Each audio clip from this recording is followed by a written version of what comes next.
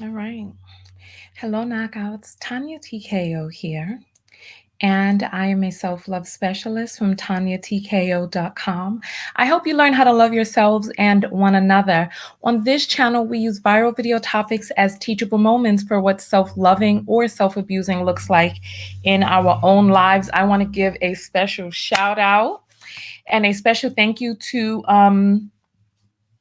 those of you who have signed up for my text notifications because YouTube and Facebook have been failing us.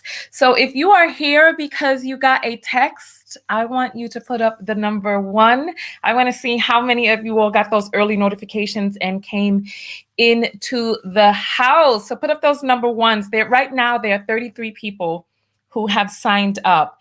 And so let me see. Look, we got the ones in the house. Yes. So if you want to know how to sign up to get a notification via your text whenever I go live so that you are always on time. And I want to ask you, those of you who did get the text notifications, this was our first time. So I gave you all about half an hour to get here. Was that enough time? Because I don't know if people are driving or at work and need to go on break and all that other stuff. So I just want to make sure that you all got your text and that half an hour was enough time. Or do you think we should make it around 15 minutes? Let me know.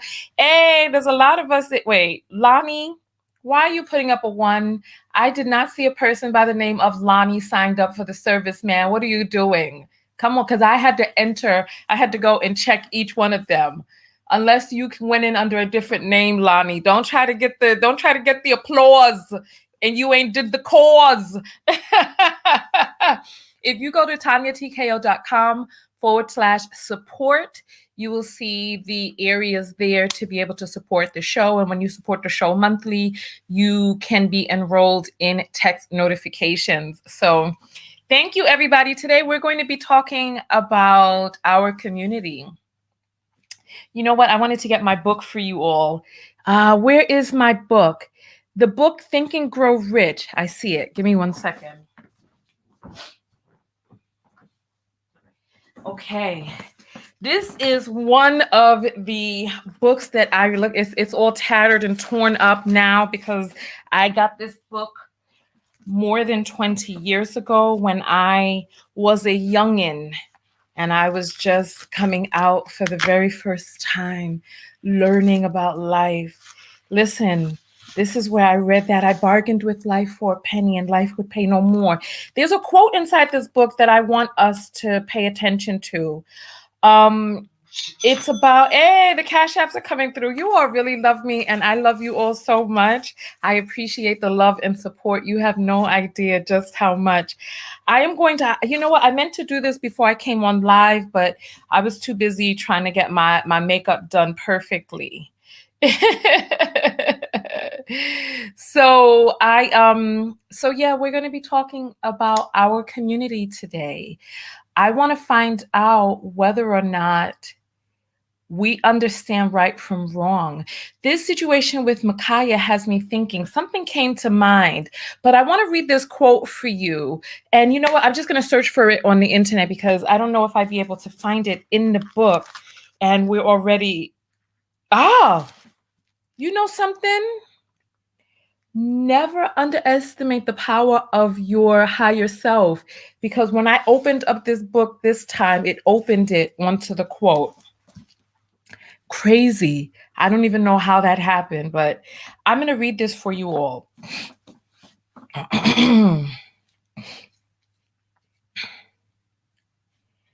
When men first come into contact with crime, they abhor it. If they remain in contact with crime for a time, they become accustomed to it and endure it. If they remain in contact with it long enough, they finally embrace it and become influenced by it. That is the quote right there. I'm going to read it again for you all because today's conversation is going to be about how there's a part of me that wonders whether or not we are a failed experiment. Because from the cognitive dissonance that I'm seeing of people bucking up inside my comments about how I am so wrong, right? And coming up with all different types of scenarios and fantasies for how it was okay for this young lady to be participating in an act of attempted murder and to be stopped and a person's life be saved. I really want us to dive into this. So here we go. When men first come into contact with crime, they abhor it. If they remain in contact with crime for a time, they become accustomed to it and endure it. If they remain in contact with it long enough, they finally embrace it and become influenced by it. Now, when we start talking about that, listen, go ahead and tag anybody that you know that needs to become a part of this conversation because we're going to be turning on the phone lines. I know the video getting started this time around was a little craggy in the beginning, but we're working on those seamless intros. But Brown Sugar is saying, "I'm out. I want you to stop talking about this." She's triggered. She's triggered, and that's okay. That's okay. Marcia is saying you can be drowned into anything if you do not push back on evil ways and communication. Well, listen, I think that Moore is saying America itself is an experiment, lots of false flags and red herrings happening, CIA. You know, I'm going to play a few videos for you, and if you're triggered, that's fine. Let me jump into the Cash Apples after I show this to you because this is what got me thinking originally. This is what got me thinking originally.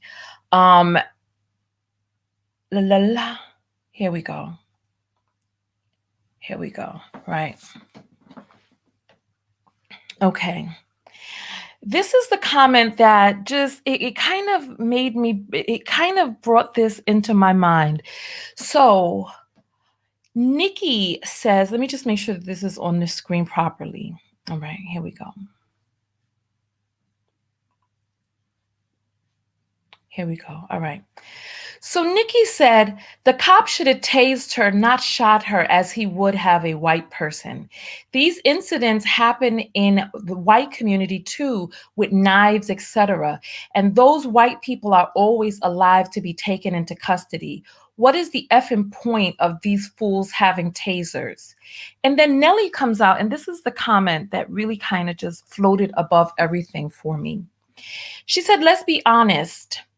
Have we ever seen cops pull up on a scene with white girls and one of the white girls tried to stab another white girl in front of the cops, plus her grown father in the process of stamping another girl to death?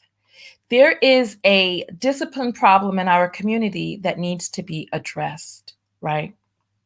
And this is part of what we're going to be talking about today. I'm going to share a video with you all, and I want us to have an in-depth conversation about what the hell is going on in our community and why we think certain things are okay, why we turn a blind eye to it, and what we're going to do about it. Let me get this next up on the screen. Here we go. Oh, didn't grab it. Give me 1 second. Here we go. I'm going to play this for you all, and I want us to take a listen to this and really let this sit on our spirit before we begin to start. Before we start coming at from another narrative, right? Where is my hole? Oh, there it is. Before we start coming at this from the same old narrative, I really want us to dive in and think. Now, listen, I am willing to have my thought process be changed. I'm willing to have my thought process be changed. So let's present your argument. I'm going to turn on the phone lines in a little while, but I want us to be able to hear this particular video. Give me 1 moment. Okay. We ready? Oh, let me make it larger.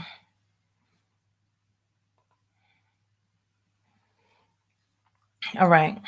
Louis tonight, there's a $100,000 reward. Let me rewind that because he's talking about St. Louis. In St. Louis tonight, there's a $100,000 reward for information in a wave of child killings. Dean Reynolds reports at least a dozen kids aged 16 and younger have been killed in St. Louis since this past spring. There's a new and heartbreaking fact about homicides in this city. Kids are getting killed. 3-year-old Kennedy Powell was shot in the chest in June eating a pizza outside her home. Tracy Wofford is her grandmother. Every time I look out here on the ground, I see her. And it's hallway. Kennedy was one of at least 12 children under 17, 6 of them under 11, who've been murdered here since April. At least a threefold increase over all of last year. Journey Thompson was 8 and standing near a high school football game when she was killed last Friday. Rashid Thompson is her father. When all this clears up, I want to take my 2 youngest kids and I want to move out of town. I can't see myself wanting to be here knowing this is the city that my daughter was murdered in. Lyda Cruson is the mayor of that city, where a reward of $100,000 is being offered until September 1st for information on the killings. Have you seen an increase in tips since you offered this reward? We have. I talked with the chief. There have been an increase in tips. Not enough. And yet there have been no arrests. Who shoots in the direction of a 7-year-old or a 10-year-old? So it's so outrageous. Mayor Cruson says St. Louis needs more police officers and tougher gun laws. Other than a felon, anyone in Missouri can walk down the street with a gun, concealed or not, without a permit because none is required. You can carry an AK-47 or AR-15, and sometimes people do. Very intimidating. James Clark is an anti-violence activist. Now the mentality says whoever's with you, they can get it too. Do you want revenge? No, I want the person to come forward. If you can take my daughter away from me, be man enough to come forward to say you did it. You hurt our whole family. Today, Missouri Governor Mike Parsons rejected calls for a special legislative session to deal with the violence here in St. Louis. Not the correct avenue, he said. There are many different opinions on how to find a solution without offering a solution of his own. John? Dean Reynolds for us in St. Louis. Thank you. All right. I want you all, classes in session right now. Raise your hand and tell me what were some of the key points that you heard in this footage that I just played. What were some of the key points that you heard? Raise your hand. I want to hear some of that. And we're going to look at some of the cash apples in a moment. But what were some of the key points? Because there were 2 things that stood out above everything else to me in that particular. I want us to talk about this. I need us to talk about this.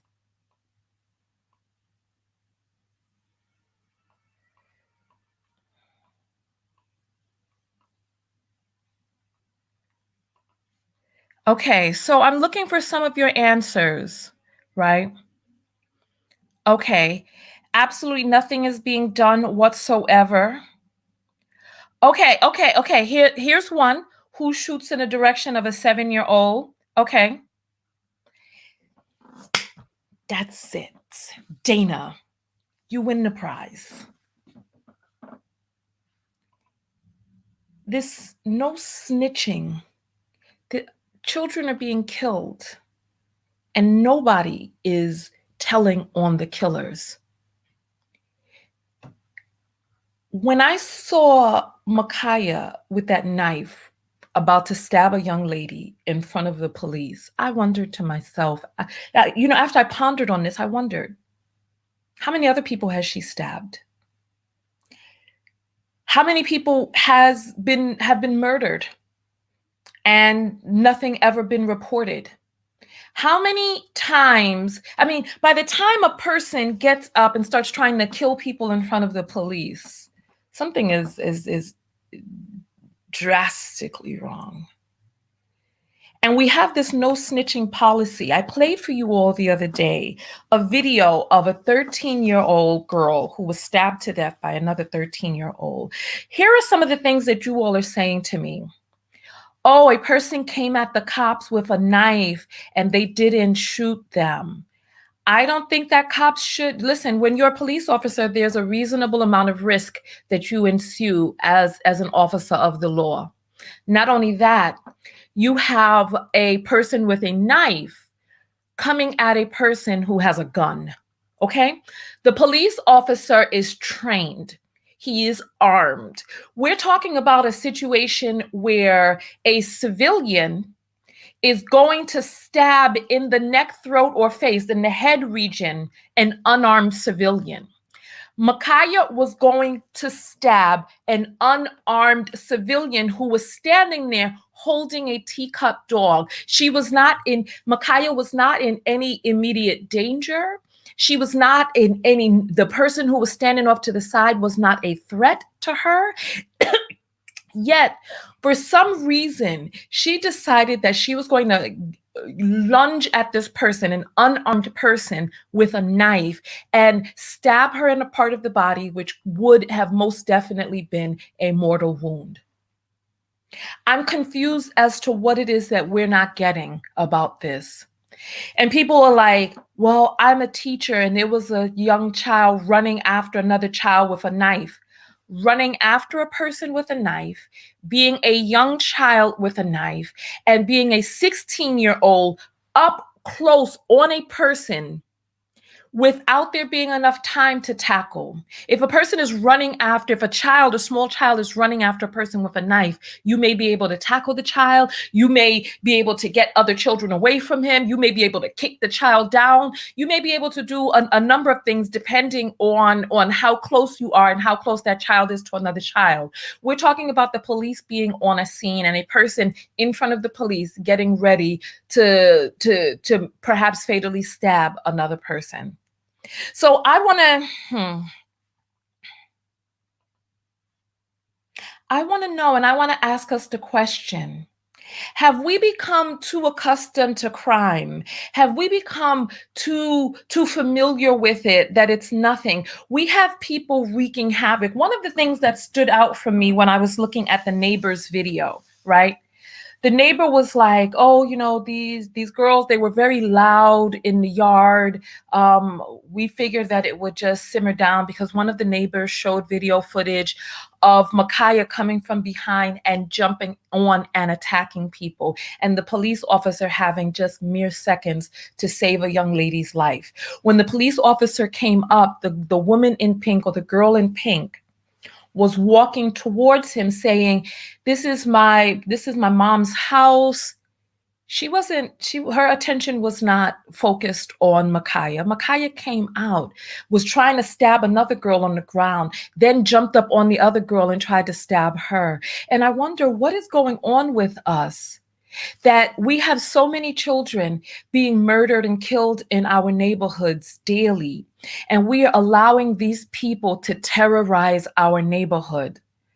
What are we going to do about this? This is what I want to know. And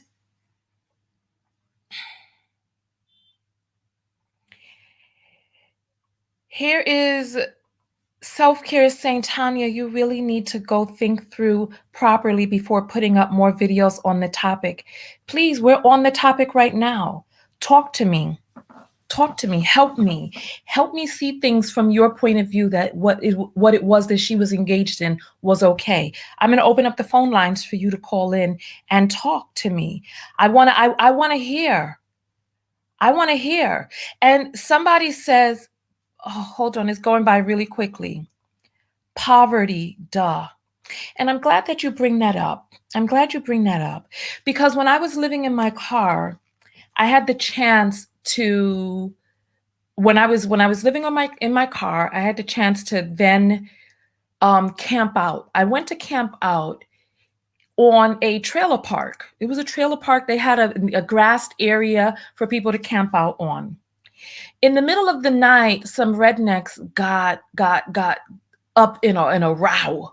There was some ruckus in the middle of the night, and the police had to be called, right?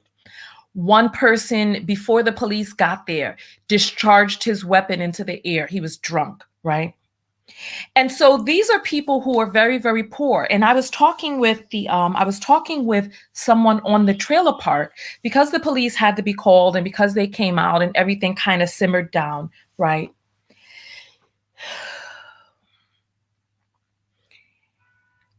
I was talking with someone in the trailer park and they were like, yeah, it's different, right? Even gun interactions among poor white people are different. It's just different than with poor Black people. It's just different. Can you show me where in poor white neighborhoods, on trailer parks and all of that other stuff, people are shooting children and shooting vast numbers of children indiscriminately? What is going on with us? Show me. Go to TanyaTKO.com, click on contact, right? And send me a message. I'll play the video now. Show me where in other neighborhoods, where? Tell me. Now, a person can get a gun, right? And a person can begin firing that gun, right? What is it that's going on in our neighborhoods where we don't really seem to care? Man, woman, child, assailant, a person, a baby sitting on her front porch eating pizza. Tell me where. I'm going to look inside the comments for your answers, right? I want to see. Angela says, these were grown women cussing and attacking that underage girl. Show me where. Where? Show me the footage of them attacking her. Where is that footage? The neighbor released a 40-minute video. Where was the video of them attacking her? There's more information that has come out, which the foster mother is saying, these girls came over to a party. We were having a party at my house, right? And we wanted Micaiah to clean up her room.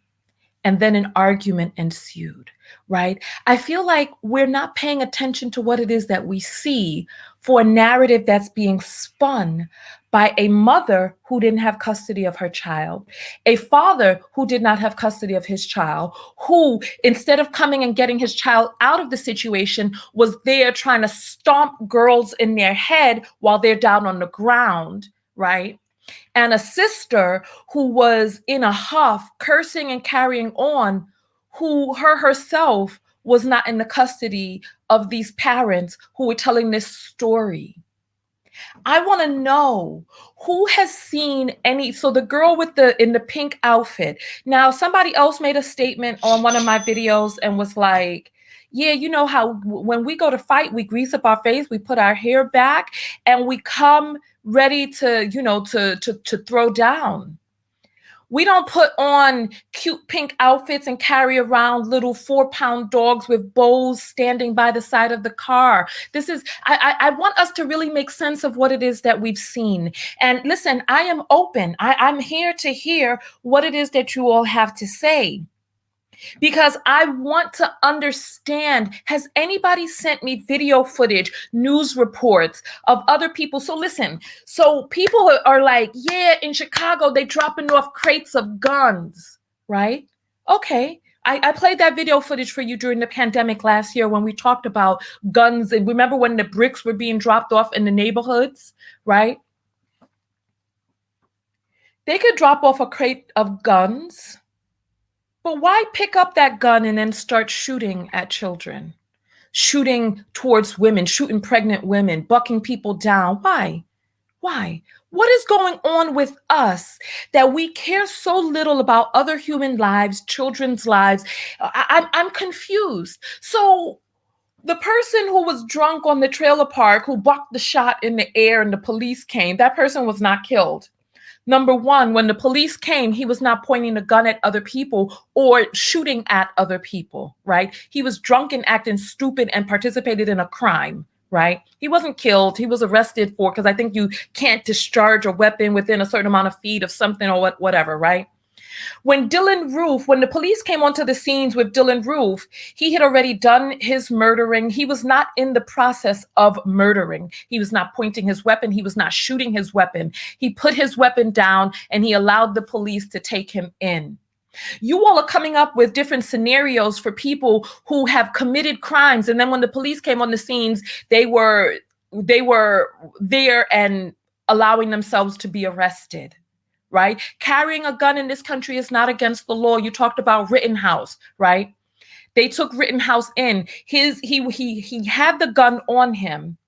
However, he was not pointing the gun at people and actively shooting. There have been active shooters who have been white, who have been killed in this country. There's a mass shooting almost every day in this country up until the pandemic. And people get killed when they're in the act of attempting to murder other people.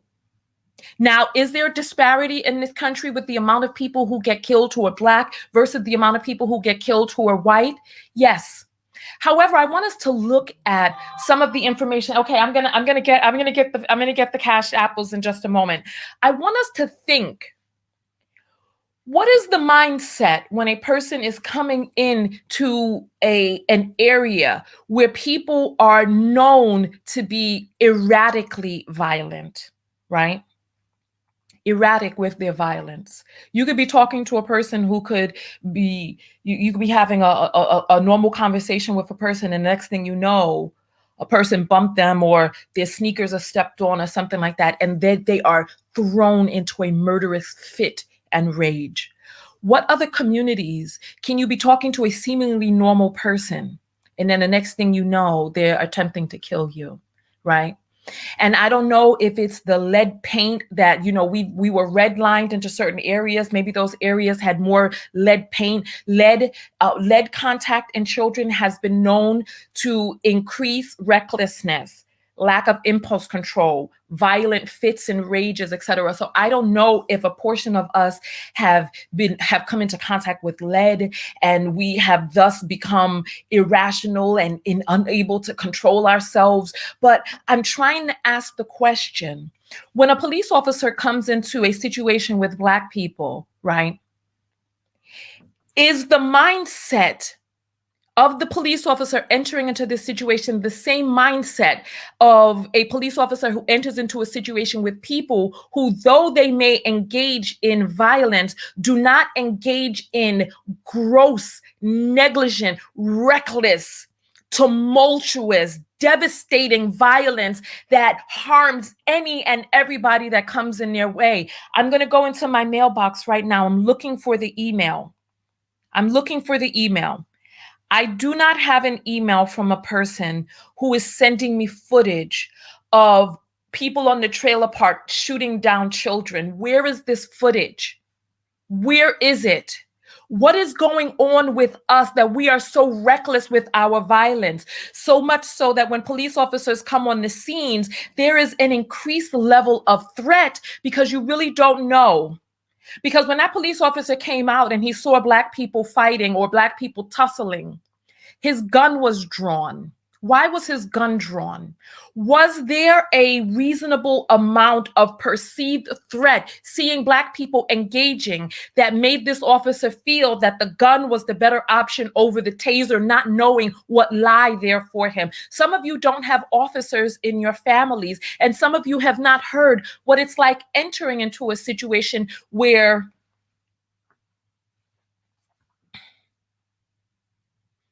let me read some of these cash apples. I want to find out. Listen.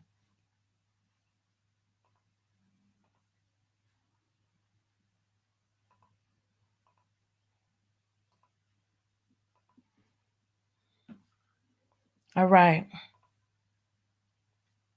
Here we go.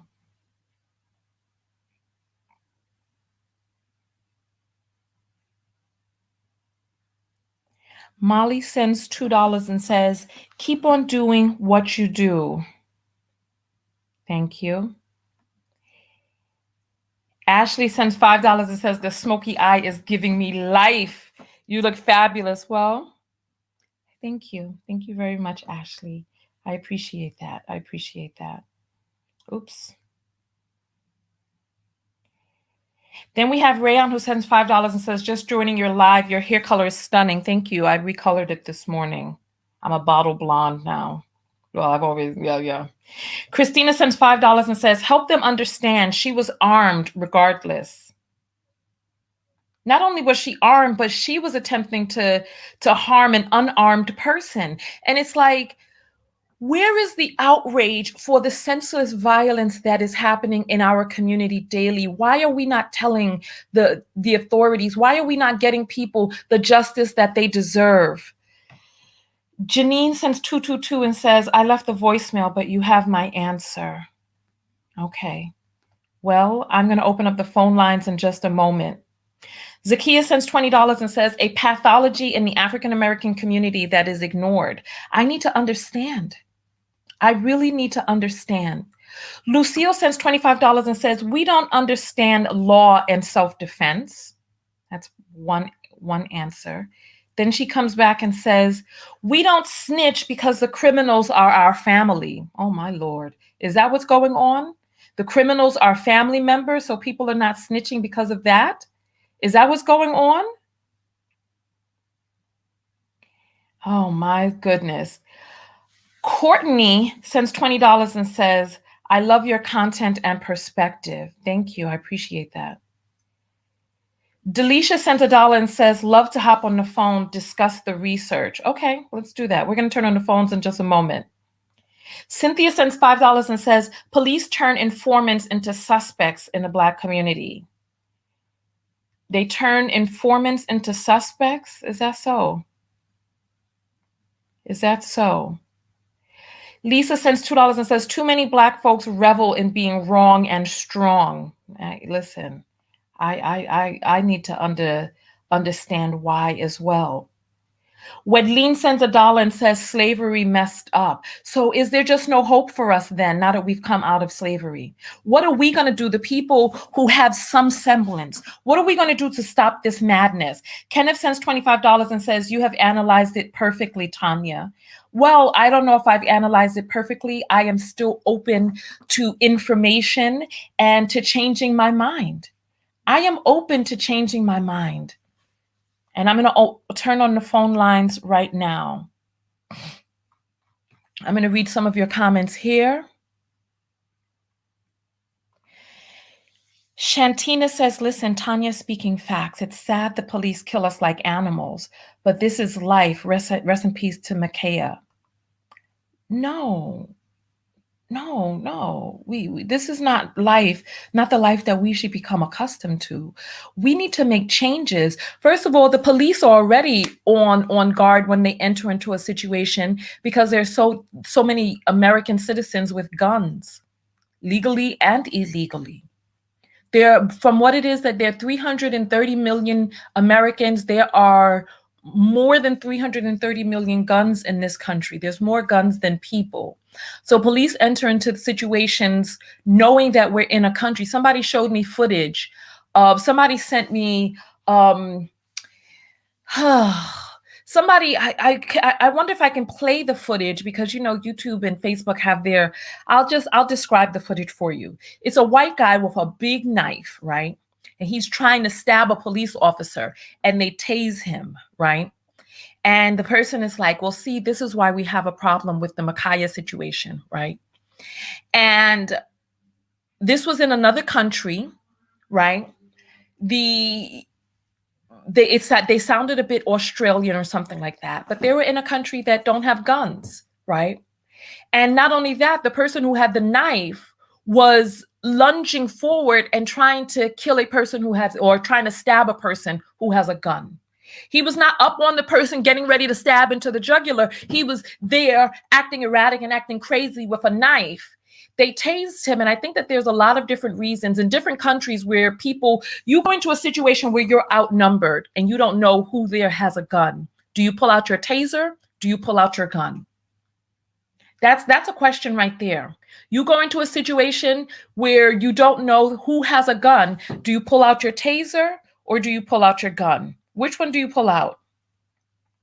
I got to reconnect to Facebook. The StreamYard is disconnecting and reconnecting. I don't know why it's doing that. Okay.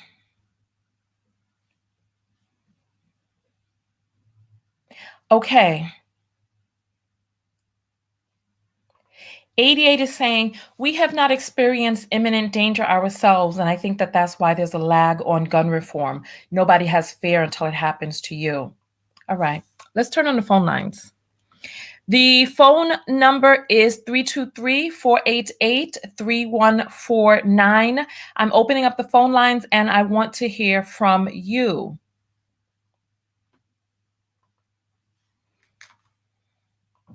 Give me 1 second. Let me get this all set up. I'm opening it now.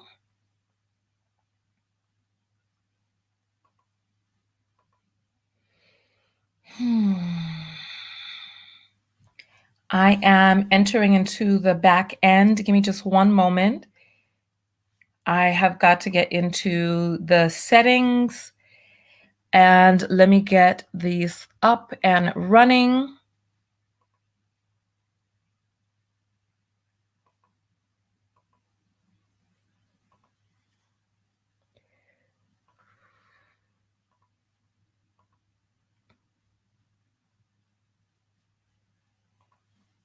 Okay. All right, perfect. Perfect. The comments are going by pretty quickly. If you do want to get let me tell you all different ways that you can support the show. If you do want to get your comment through, you can send through a Cash App. The link is in the description. If you are just coming onto the live and you want to figure out ways that you can make sure that you're on time or never miss another live video, inside the description is a link to support the show.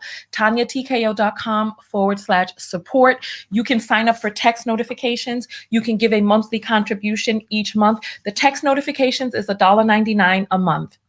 That's it. $1.99 a month or $22 for the year. And anytime that I go live, you receive a notification, right? All right. I'm going to grab those apples in a moment. Wow, there's a lot of them coming through. The phone lines are, let me see. I don't think okay, here we go. Phone lines are open. Let me hear from you. Whether you agree or disagree. If you disagree, I want to hear your point of view. Help me see things from your point of view because I am willing to change my mind. I am willing. You're on the air live with Tanya. What's your name? My name is Brandy. Hi, Brandy. Talk to me. Hi, Tanya. I love you. I love you too. This is my second time calling in and getting you. So let me get right. I wrote out my notes. So okay. Just read it really quick. It says, because this is addressing why the whys this is happening. Mm-hmm. I said that many of the Black community are vibrating on victimhood and fear. Mm-hmm. So it doesn't shock me that many are easily enraged and ready to kill or maim each other. And my hope is that by each of us vibrating deliberately at the frequency of love, that means stop watching hateful programs, stop spreading those negative topics, speaking hateful and victimhood mentality to each other. We can impart more loving tones into our atmosphere, and by default, each person will add positively to the collective consciousness. I know you know what I'm speaking of. It takes each one of us to do something positive every single day that we are touching each other. This is what you are about, and that's why I support you. So I just wanted to say that it sounds very airy-fairy, but that's where it starts. Each one of us humans has to make a decision that we're going to talk and be about love and not fear. Okay. So then how do we begin to change what's going on in our communities right now? How do we begin to change that? You are a perfect example of what each of us can do in our individual lives. That means not to just take a story and go straight to victimhood mentality. Oh, she was done wrong, or how dare he, and we are victims of the police. What you're doing is you're taking an objective mindset. That's how we can do that, by being objective rather than going straight to, oh, slavery is the reason. We're never going to get out of this. Poverty is the reason. No, because a person impoverished can still be a loving human being, still have a very valid positive upbringing and lifestyle. It does not necessarily mean that we have to subject ourselves to continue in that negativity. It is all about taking the time to think positive. It sounds so airy-fairy. I know it does, but it's as simple as each person taking it and making it an important thing, which is thinking positive. Something so small. Thinking positive and being open about it all. Not making themselves a victim, because we do that so easily just by our speech when we talk about subject matters. If we go into that mentality of, oh, this person did this person wrong, we are then subjugating ourselves to that victimhood mentality. Got you. And I know it takes consciousness. It takes us being conscious and aware of what we're putting out there. So I applaud you, Queen. You're doing it. Let's just keep this mentality open that we are changing lives. You hear that? You're getting all that blessing because of what you're doing. Keep it up. Thank you. Thank you very much. I love you too. Thank you.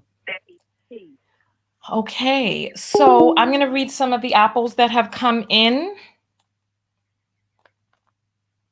I can't put them up on the screen because the phone line is on. So, hi, what's your name? My name is Pat. Hi, Pat. I'm going to put you on hold for just a moment to read the apples that have come through, okay? And then I'm going to come back to you. All right. All right, so I'm going to read some of the apples that have come through, right? I can't put them up on the screen because the phone line is taking over the input that we have. So Wedleen sends $1 and says, the government put drugs and violence in our community. Okay, the government did pump drugs. When did it turn into violence being the main way? Wedleen says, because the slavery is still legal, 13th Amendment. Right. But when did we lose our moral compass? When did we lose even animals in the kingdom? Very, very, very, very rarely do they ever kill if not for food. So we have Stacy who says, love your hair, you look gorgeous. Thank you, Stacy. She sends $1. I appreciate that. Ashley sends $3 and says, we must be accountable as we want cops to be. $3. Thank you. Thank you. Jennifer sends $5 and says, police don't match force. It's life or death. You know, listen, somebody was saying that he should have shot somebody. Listen, I'm going to talk about the hand shot in a moment. Jessica sends $3 and says, please check your email. I sent you a link. Thank you. I'm going to check my email in a moment. Thank you. And Lisa sends $2 and says, biological mom is already talking about a lawsuit. Really? A lawsuit. And listen, I guess this is her opportunity. Listen, who knows? Let me grab this call. All right. You're on the air live. Tell me your name again. Yes. Hi, Miss Tanya. My name is Pat. Patricia, how are you? Hi, I'm fine. Thank you. So what is your comment today? Yes, Miss Tanya, listen, I got to tell you, I rarely agree with you, but baby, you are knocking a home run out of the park. And I commend you. I applaud you. I bless you. Listen, we've got a lot of problems in our community, but one of the main problems we have is that they talk about the blue wall of silence with the police. We have a black wall of silence in our community. I'm from Chicago, okay? I'm from Chi City, Chi Town, however you want to call it. Chirac. And I've lived in Chirac, the whole nine, and I've lived in it, and I've seen why there's a black wall of silence. I kid you not, Tanya. I'm the one who sent you those 2 cash apples. Let me tell you what it is. Yeah, look how you say that. That's so cute. I said, you know what? Here's what it is. I have watched crime go right down in front of my window. Please get on the scene. Nobody has nothing to say. You know why? Because that Pookie is my cousin. Pookie is Miss Johnson's nephew. Are you serious? I'm too serious. Sheree is Mr. Robinson's niece. See, a lot of these criminals, we're harboring them in our homes. There was a time in our community when I was coming up with Tanya, I'm almost 50 years old. I came up when it still took a village to raise a child. So we couldn't get away with stuff because you know what? My father and my mother, they knew Mr. Robinson. They knew Miss Jackson. They were all going to work together as adults to get all of us in line. But that has broken down in our community. So now what's happening is Pookie out here causing hell on the block. But guess what? It's not that they're afraid of Pookie. That's Miss Johnson's grandson. He goes to the store for me, girl. I ain't going to say nothing because you know how these white cops are. These white people, they going to put Pookie in jail. They don't give a damn about Pookie. You understand? This is the black wall of silence. This is the third rail that nobody really wants to get real. Think about something you said, Tanya. If the police had not come on that scene, we would have never heard anything about Ma'Khia Bryant. Because it's the black wall of silence. You're asking law enforcement to bring down the blue wall of silence, that code of silence of not killing on the bad seed. We need to practice what we preach. Tanya, I love you. God bless. I'm out. Wait, before you go. Yes, ma'am. You said you rarely agree with me? I totally agree with you. And I've been watching you said in the beginning of the call, I rarely agree with you, but I agree with you wholeheartedly on this. What? Yes.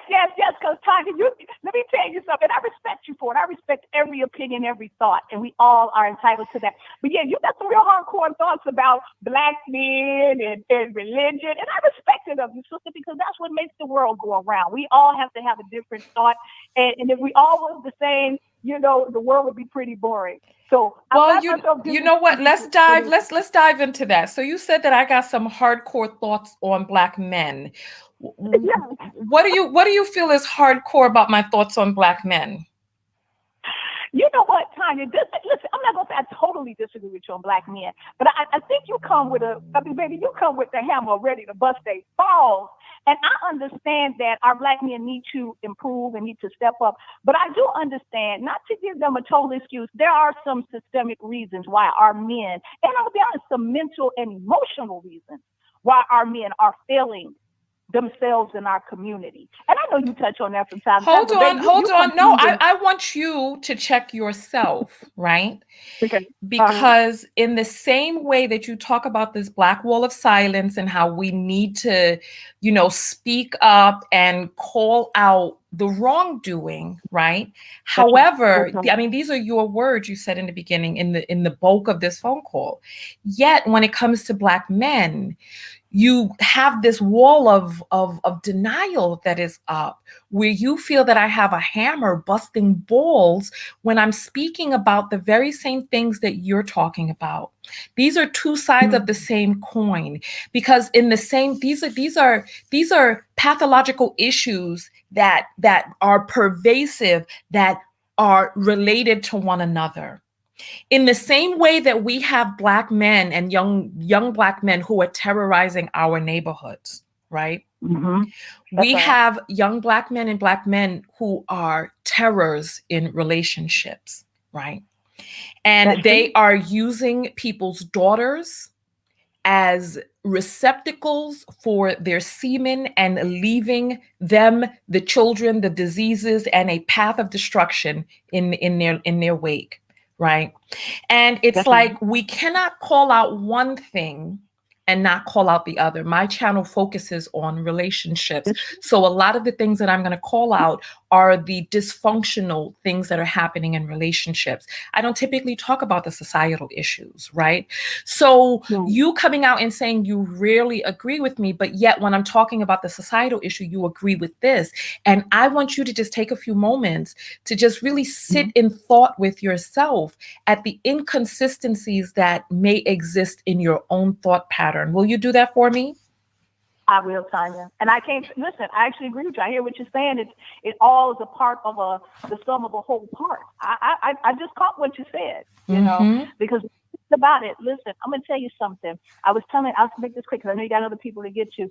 Listen, I am a strong Christian black woman, but one thing that I'll just say this in terms of the Christian community, a lot of times we're not open to hearing people with different divergent attitudes or thoughts. and you can't grow, you can't learn that way. Mm-hmm. So, you know what I mean? You can't even become the best you in whatever it is you believe, Mm-hmm. unless you listen and hear. So, Tanya, I will take that. You know, okay, you slapped me on my hand with that one. I'll take that one from Miss Tanya. Okay, because All right. I just want us to think about that, right?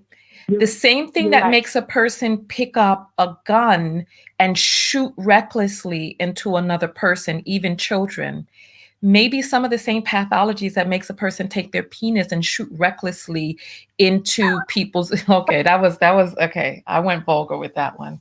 Thank you so much for calling in. Thank you. That's a great analogy, Tanya. It really is. But listen, keep on keeping on. I love what you've been saying about this whole case. And thank you so much. I appreciate it. All right, thank you. Okay, so phone lines are open. I'm going to read some of the apples right now. Let me just grab this and then I'm going to read some of the apples. You're on the air live. I'm going to put you on hold for just a moment, okay? Okay. All right, so we have Deirdre who sends $3 and says, your objective outlook, love you, Tanya. Thank you, Deirdre. And then Deirdre sends another apple, $3 and says, learning so much from you. Keep up what you do. Thank you so much, Deirdre. Then we have Chigozie who says, the Black community needs to be reformed. I do love us a lot. Thank you. Absolutely. And Bethany sends $3 and says, Blacks must hold ourselves more accountable. Thank you, Bethany. Thank you. All right, so let me grab this phone call. You're on the air live with Tanya. What's your name? Hi, I'm Renee. Hi, Renee. So what is your comment today? My comment today is I thank you because I am a law enforcement officer. Oh, are you? And so many times people ignore the truth. We always want to harp on and make every situation black and white. Mm-hmm. I thank God that I am in law enforcement because it has made me grow. It has made me open my mind and look at stuff for what it truly is. I can't always jump on Black people's side or white people's side. I seek truth, and that's the ultimate goal. And I appreciate you coming on, even though you're going to take some hits, but you always have to stand for what's right and what's righteous and what's just. And I just appreciate you being bold, coming out, speaking truthfulness, because people don't know the whole story. They don't know the whole background. They don't know what officers go through and how we have to suppress all of our issues to help handle other people's issues. But people always want to jump on that bandwagon. Oh, he didn't have to do this. Yes, that is a child who had that knife. But sometimes when they teach us that when you have someone that's fighting or ready to kill you, you no longer look at them as being a child or older person or this person, because if they have a weapon in their hand and they're able to kill you, it's you or it's them. It's no longer that's a child, because as a child, like me, I want to know where my children are. My thing is, that child's father was out there. He's watching her go through this. Instead of him saying, come with me, let's not do this. And then he's kicking the young lady in the head. I mean, we can ignore all of that. And yet we go back to that officer. He didn't have to shoot her. He could have did this. He could have did that. Could have, should have, would have, nothing. Had she not come out that house in the first place with that knife, we wouldn't, like you said, if the police was never on the scene, we would never know who Micaiah is. And my wish is that people learn from this. Learn where your children are. Know what your children are doing. It's my understanding the young lady was already in a foster care home. Yeah. Know what your children are doing. Yeah. You know what? Let me ask you a few questions. So you said that you're a law enforcement officer. What do you mean by that? I work in law enforcement, and officers wear many hats. Sometimes our job is to listen. Sometimes we have to arrest people. Sometimes we have to calm people down. So are you saying that you're an officer that carries a gun and the handcuffs and you go out on the beat? Yes, ma'am. So you're a patrol person as well? Yes. Okay. Do you work in predominantly white or Black neighborhoods, or Latino, Asian? What type of communities are you working in? I work out in the county, so there's a mixture. Most of our county is predominantly white. Okay. So we deal with a lot of stuff, and a lot of times, even with me, because I am Black, you know, people want to say, "Oh, you're Uncle Tom, you're brainwashed," when they're really not looking at the facts of the case. You know, Okay. I have educated a lot of my family members on what we do, and I invite them, go to your local law enforcement agencies. They have little different things you can do. We have a simulation machine where you can use this gun, and it shows people coming at you as a threat, and how quick you have to make a decision, and if you don't make the decision, what happens? You know what I'm saying? So it's not all the time about shooting people. About where can people come into contact with that simulation? Is this only in your area? Do they Google it? Because I think that's a great idea. Well, I feel like they need. See, I don't want to say my law enforcement agency. Right. You know, but what they need to do is call their local law enforcement agency and ask if there's something where a citizen can come down and kind of get to know what officers do.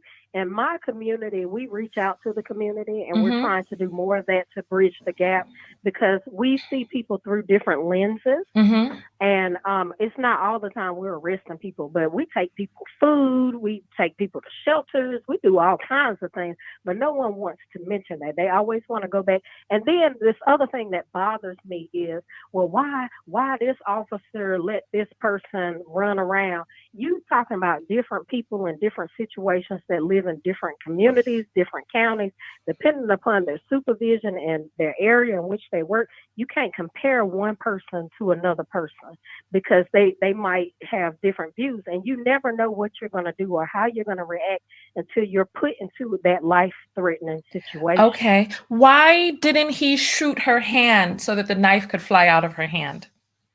Okay, let me tell you something. When your adrenaline is going, we come to protect and serve.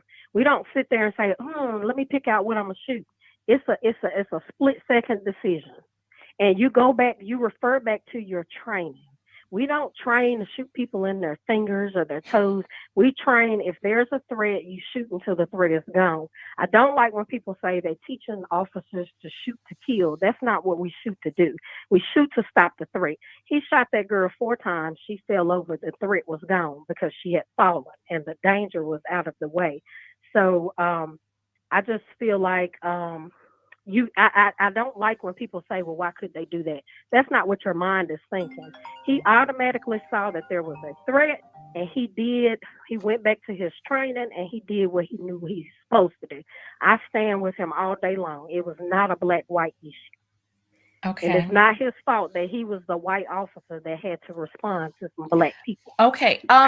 As far as you know, because you said you're in the county with white and Black people, right. Where are these instances of white people shooting babies and shooting 3-year-olds, and where are the instances of that? I'd like to find out more about why we don't hear about those. Well, and what I was telling some people today is that because the media is what the media is, it's not going to show you videos of Black officers shooting white people or white officers shooting white people, because what I'm talking about civilians shooting babies. Civilians shooting babies? I don't know. We haven't had any civilians shooting babies around in my area, but why do you but my thing is, and please help me understand. Why does it seem so prevalent in Black neighborhoods that children are constantly getting shot and murdered? Why is this not happening in other areas? Is it because people don't know how to shoot? Is it because they don't care about human life? Is it because they don't care about kids? What is the reason? Oh, why Black people are shooting their own in their own community? I don't know. I couldn't tell you. It's Robert, sad. hold on. Give me I just need to read this comment real quick. Robert says, Taz did a whole video about white families killing their own children. That's not what we're talking about. I'm talking about an area where shots are allowed to ring free, and those bullets riddle the bodies of small children and babies. I'm not talking about infanticide inside of a family. I'm not talking about that. I'm talking about indiscriminately shooting in a neighborhood and killing children. So why is it that, because I was on a trailer park, I was around poor white people, and they had guns, but nobody was shooting each other. They had their arguments, they had their fights. There was meth addicts around me. I'm telling you that poor white America is not like what you see on TV. These people, they missing teeth, their skin is bad, they live in this ghetto horrible life, but they're not shooting each other. And they're on drugs, they're on methamphetamines and all types of stuff. They have guns. Why are they not shooting each other? That and that is a very good question, because we're marching because the police officer shot someone, but just the other day, so and so, children are shooting each other. They're going through doing drive-bys and all of. Now we do have those in our community, but it's in the city mostly. But I don't know. People don't care, and then you don't see anybody marching or you have white people because doing drive-bys on other white people. It happens, but not as much as in our Black community. Why do you think that is? Help me understand. Just speculate. Just throw something out there before I let you go, because we don't get a chance to talk to many officers. I feel like it's happening a lot in our Black communities because a lot of people aren't keeping tabs on their children, because a lot of times when these things are happening, we find out that it's youth doing it. It's young people. Young people. They're and then since they've changed the law for the youth, that you're considered a youth. I mean, you're still youth if you're up under the age of 18. And they changed the law, so these older people are getting these younger people to do their stuff because they feel like they'll get less time, and it keeps it off of them. So I feel like it's just people don't have a heart, and I want to see the protest stuff. Stop shooting in our neighborhood. Protest against that. It's not all about the officers. It's wrong. Now some officers are wrong. And if they're wrong, I'm going to tell you they're wrong. Okay. But if they're within their rights to do something, then that's what they have to do. That's why they took that oath. And if you are a bad officer and you're out there turning your badge in, because I know what I signed up for. Yeah. And if I have to give my life to save a life, then that's what will happen. But no officer wants to take anyone's life. You don't shoot people and say, yay, I shot somebody. That officer is going to have to live with the fact that he shot that young girl. It's going to always ring in his mind. He's probably going to have to he should go through some counseling, because you don't just shoot people and be all right with that. That's not a normal thing. Okay. So I pray for that officer. I pray for Micaiah's family. I pray for the young ladies. And if those ladies did go over there to fight that I don't know the whole situation, but we need healing of the land, period. Because people are out of control. They're doing what they want to do, and they don't have a heart, and they don't have a soul, and they don't have respect. Yeah. And Shamham is saying, we don't know if he has guilt. And we don't. I mean, there was a song, Big Bad Mike Brown, the officer had to shoot, the officer shot him down. So there are some people who don't care. You know what I mean? So we can't speak for what we don't know. It's inside somebody else's heart. So we appreciate you coming out and speaking, officer, and you have yourself a great rest of the day. Consider becoming a monthly subscriber so you can get your text when you're off duty and come and watch. All right, then. Bye. Have a great day. Bye-bye. Okay, so I'm sorry. The numbers are coming in real quick. I'm going to try to make an outbound call real quick. Let's see. From someone who sent an Apple through.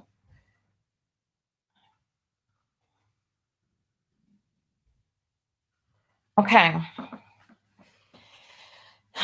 The phone line should be ringing. There's a lot of people trying to get through, so the calls are bumping against each other. Hi, you're on the air live with Tanya. What's your name? This is Dion.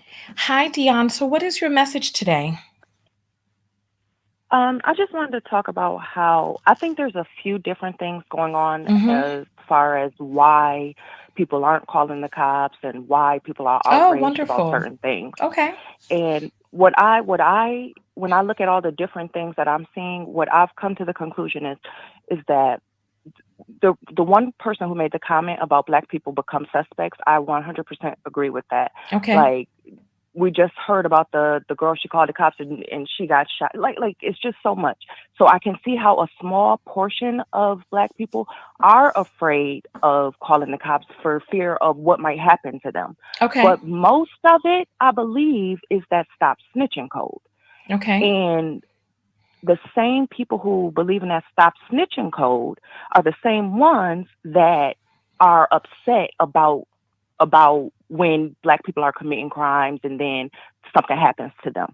Because the problem is they don't want to focus on the crimes that we commit against each other because they want to commit crimes and get away with it the same way that white people get away with it. That's all that they care about. Really? Like there's no, because every time you hear about it, it's like, oh, well, what about such and such? And they didn't shoot this person when he had a gun and da-da-da-da-da. But like you said, like, why is she going after these people with a knife? Like, the fuck? Like, why do we completely wash over the issues that we have in our community just to point fingers and blame the police for X, Y, and Z? And now they are a hot mess, okay? Like, I'm not gonna, like, I fear for myself and my son, but I also fear going through certain neighborhoods of my people. So there is no just one enemy. And I think that we need to stop looking outward and look inward and see how we can change us instead of trying to have the same allowances that white criminals have. Yes, yes. Thank you so much for that. Thank you. Thank you. Thank you. All right. Right. Bye. That's deep right there. That is deep. I'm going to read some of these apples the cash apples that have come through. So let me grab some of those. Give me just one moment.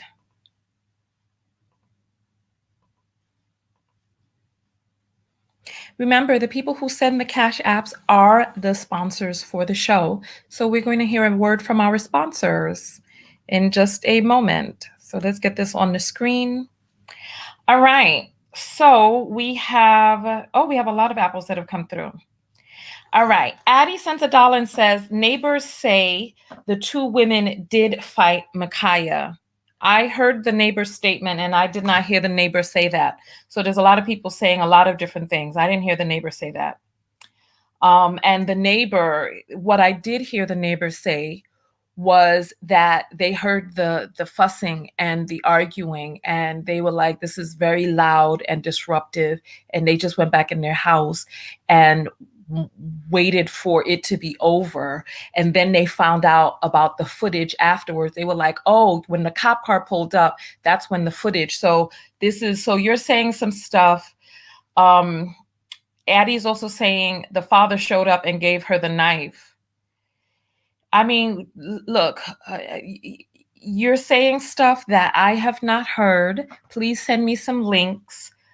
It could be or it could not be true. I'm not going to run with it as if it is. Gloria sends $2 and says, I've been cut before in a street fight as a teen. I mean, people out there wish somebody would have helped me. When you say no one helped you, what do you mean? The police didn't help you or other people didn't help you? Delisha sends $1 and says, wrong cue, truancy, gun violence correlate. Wrong question. Truancy and gun violence correlate. So kids not going to school and the amount of violence that exists. Okay. I can see how something like that may be true. Craig sends $1 and says, oh no, that's Gloria. Sarah sends $5 and says, American Blacks, some don't see the value lost. Okay. Their own kind, even poor Blacks in other countries. So it's an issue of Black life not mattering to Black people is what we're saying then. That's what we're saying. Chigozie sends $5 and says the lack of support in the Black community has done damage to us. When we're saying support from whom? Who are we talking about this support being from? Sarah sends another $5 and says have more value for themselves than privilege USA. Let me go back and read. Even poor Blacks in other countries, have more value for themselves than privilege USA. Okay, that's interesting. Interesting take. Deidre sends $1 and says, oh my gosh, don't do that, because the Cash Apps are on the air. Oh my goodness. Okay, let me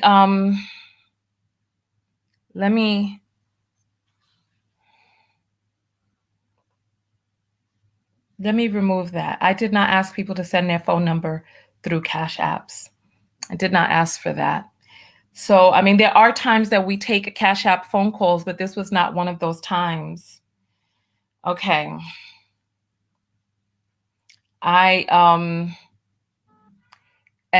Look, and then Deidre sends a message, please don't put my info up. I mean, the Cash Apps were being read on the air. Oh, I'm so sorry. I'm so sorry. All right, so let's, oh my goodness.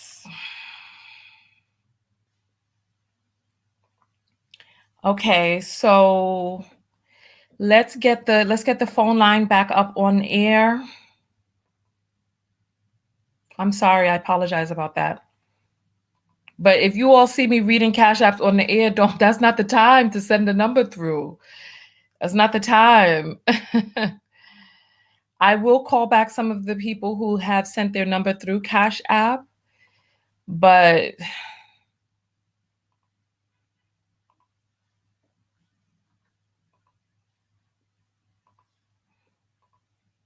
okay.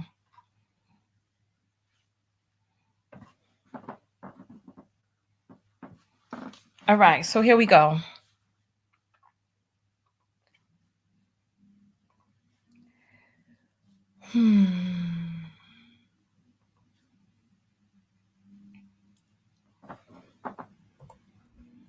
We have another law enforcement officer that wants to speak with us. So she sent her number. And we're going to just place this phone call real quick.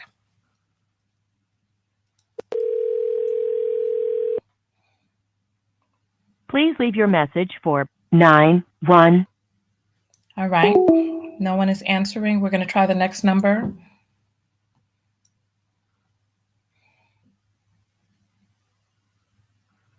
All right.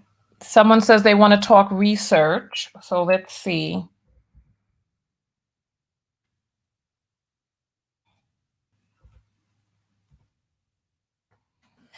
All right. Hello.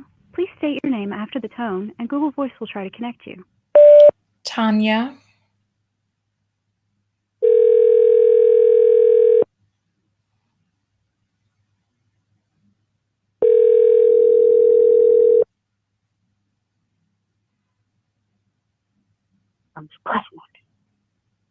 Hello.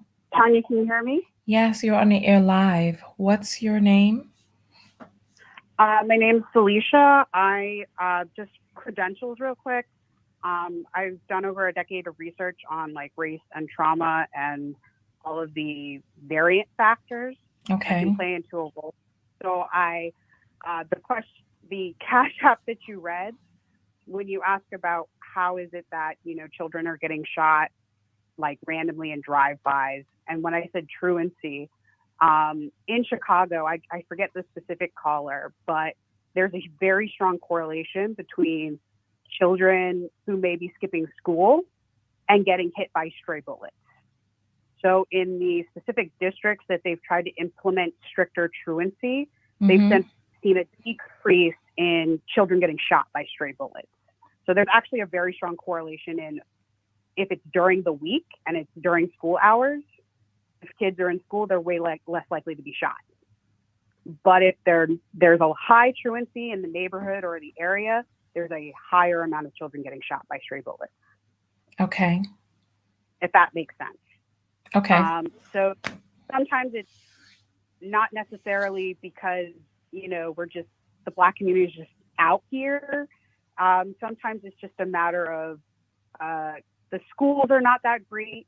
Children are not, connecting in the classroom, and then they end up leaving school. Okay. And then, unfortunately, those are high times of activity for criminals as well. Okay. So they just get caught in it. Okay. But I'd want to answer any questions you might have in relationship, because I'm also going to law school. So you had law enforcement on earlier, and I can speak to the legality of the stand your ground law as well, if that's something you would like to discuss. Okay.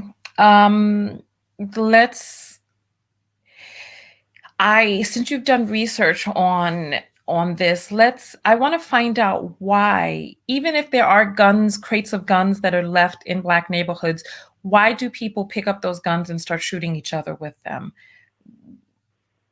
So there's a high correlation between the scarcity of resources in the neighborhood and the of violence and death. So I'm from Baltimore. And so the average, Black men's death rate, if you live past 50 in certain neighborhoods in Baltimore, that's congratulations. Okay. As a Black man, congratulations, because you pulled off a slight miracle, honestly. Okay. It's so bad in Baltimore that you can accurately calculate the percent of preventable death by neighborhood. So for anyone who's listening from Fells Point, that's a nicer area of Baltimore City. It's very, very low. But as soon as I go to Chase Street, a little bit of a rougher area, 80% of the deaths in that area are preventable. And we're talking about healthcare, gun violence, all sorts of issues converging. And that's completely unacceptable. Okay, but my question is why though? Why do they pick it up? Like Nia said, if a crate of guns and drugs showed up in the neighborhood, I'm calling the police. I'm not about to become a drug lord. So why are people then taking these items and using them on one another or selling them, or why? What's going on? Is it poverty and morality? But there are people who are moral and poor. I'm trying to understand. It's not about morality as much as it is about scarcity. So if you are put into a situation where Black men in Baltimore are very aware of the death rate. They know that they may not live past 50. Okay, so imagine that there's a high likelihood you're not going to live that long. Okay. On top of that, you then know that there are systems in place that would very much like you to die or don't care about you dying. Okay. So the lead paint poison, someone mentioned lead paint. To this day in the year of 2021, 30% of our children have lead paint poisoning. Okay. So I was talking about lead paint earlier.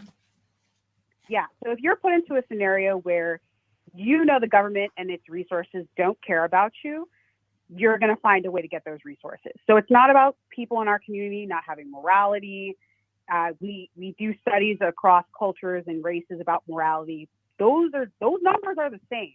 But if you ask people, if I put you in this situation, how likely is it you're going to commit crime for subsistence? Those numbers skyrocket. So it's really about, because if you go to affluent Black neighborhoods, PG County is one of the most affluent Black neighborhoods in the entire country. The crime rate is extremely low. Why? Because people don't have to fight for resources with each other. There's no need. The community. But let me ask you a question. Let me ask you a question though. Yeah. What resources are people fighting for in America? If you're hungry, you get food stamps. What resources are people fighting for? I want to preface this. Go ahead, because I want to say something else after. Go ahead. Okay, I'm trying to be really short. So food stamps. I'm sure everyone on this call who's had food stamps or been on food stamps is well aware that in most I've lived in other countries. I want you to tell me things. what resources people are fighting for in the poor Food stamps neighborhoods. is not for everyone. So sometimes I know you talk mainly about relationships and Black men and women not often getting married. People often forget that the government incentivizes Black people to not get married because they will take resources away. So if you are a Black woman in Baltimore under a certain income and you get married, the likelihood of you losing food stamps is extremely high. If you put a person in a situation where they can't get food regularly, you're going to have crime problems. And in fact, I'm sorry. Hold on. I'm food- so sorry. I'm sorry. Yeah. I'm sorry. Go ahead. I'm trying to explain it in a way that I'm makes sorry. sense. Just bear with but, me for like, excuse me. Just one moment, please. One moment. One moment. One moment. Okay. Now, in the 1970s, I believe, what was it? The I forget who was the president then.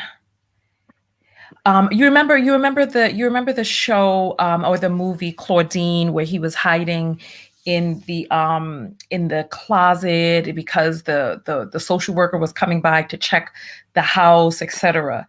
Now there's still some more research that needs to be done on that, because I did hear that there were incentives for Black women to not have men in the homes who were not contributing financially, right? And I heard that those policies were done away with a long time ago. Are you asserting that those policies exist today? Yes, they absolutely do. Okay, I would love for you to send me some information. You know my website, go to tanyatko.com, click on contact and send that to me. So what you're saying is, I'd like for you to just give me a list of the resources that you feel in the United States of America that people are fighting for in these areas where guns are the method for which they're fighting for these resources. So we already did food stamps. There's also things like TANF. There's also like childcare resources. Basically, most resources that the state gives you when you're at a certain poverty level. If you read, I'm sorry. TANF. I've seen that before. What is TANF though? I've seen the letters TANF. What does that stand for? TANF stands for the Temporary Assistance for Needy Families. Okay, so this is financial assistance. Yeah, and it ironically enough, it began in 1997. So this is 1997. Okay, so you're saying that in these poorer neighborhoods that there are lack of resources, and that people are fighting for these resources, and that those resources are food. What else? Money. Healthcare. They're using guns to fight for healthcare.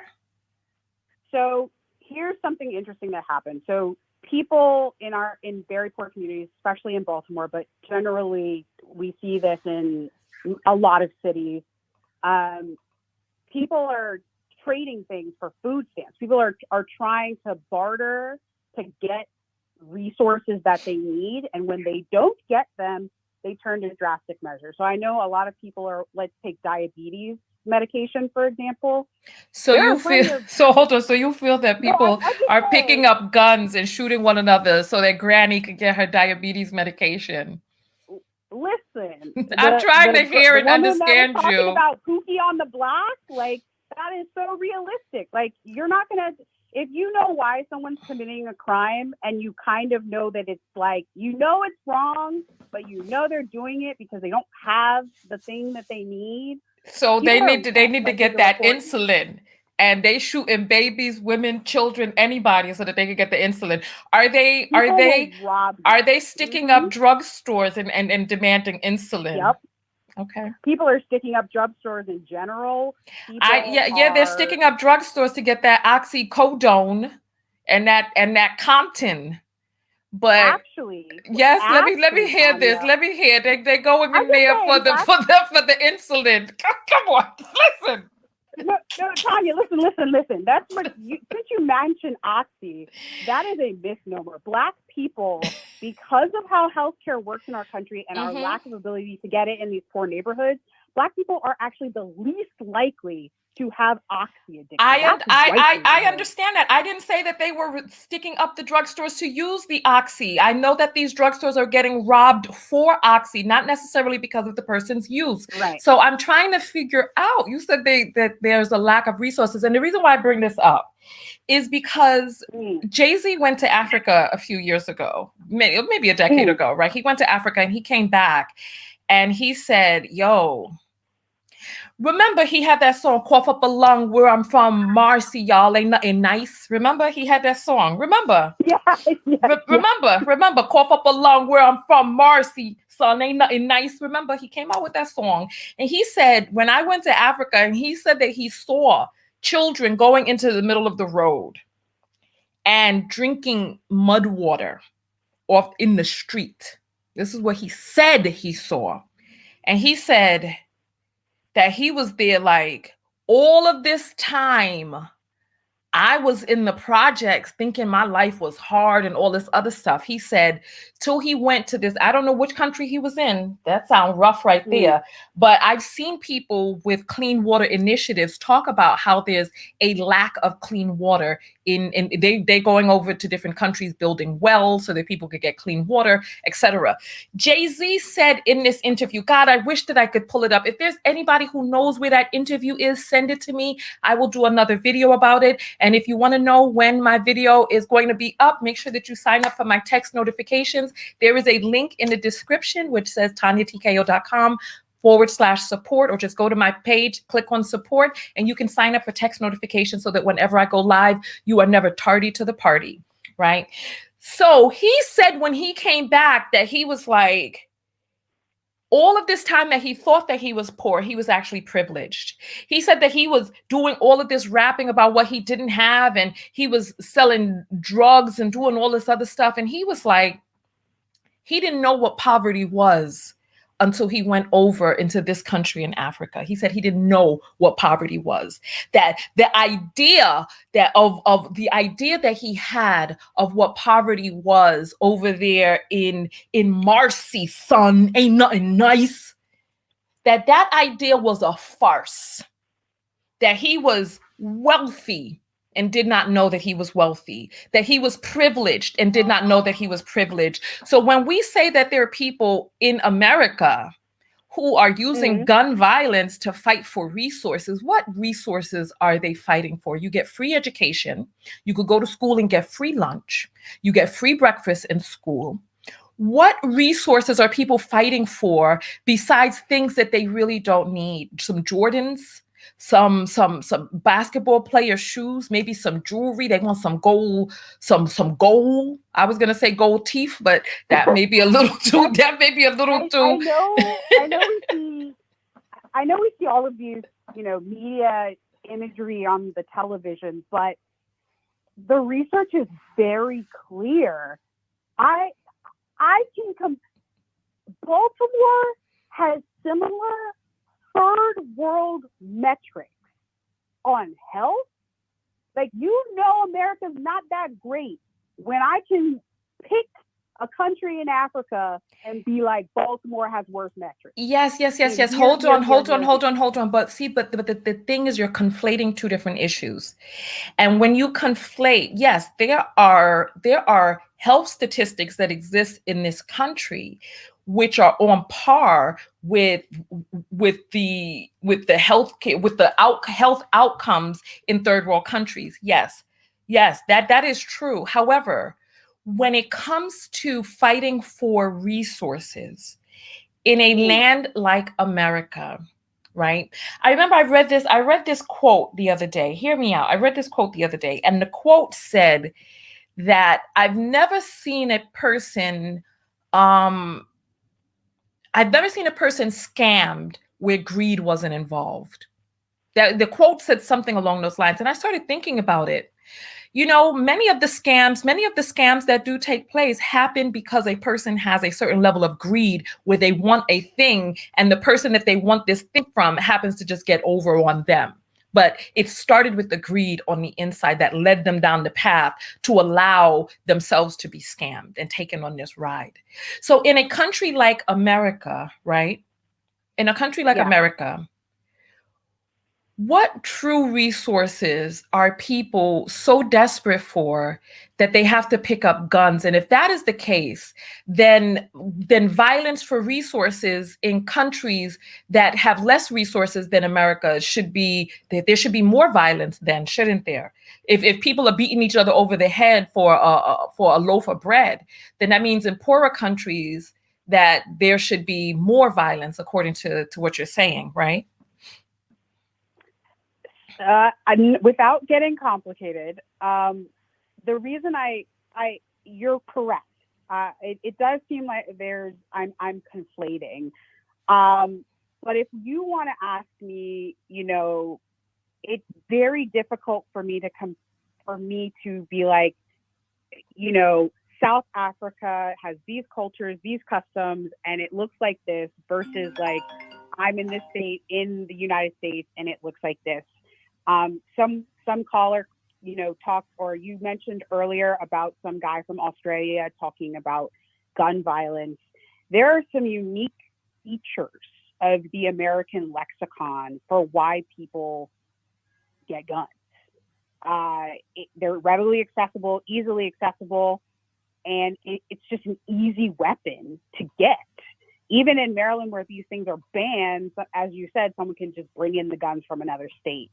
So we literally can't compare the purchasing and the veracity with which gun violence is here, because we are the most unique country in that regard. Even in countries that are dictatorships, benevolent dictatorships, if you want to call some countries that, yes, they are referred to that way in the literature.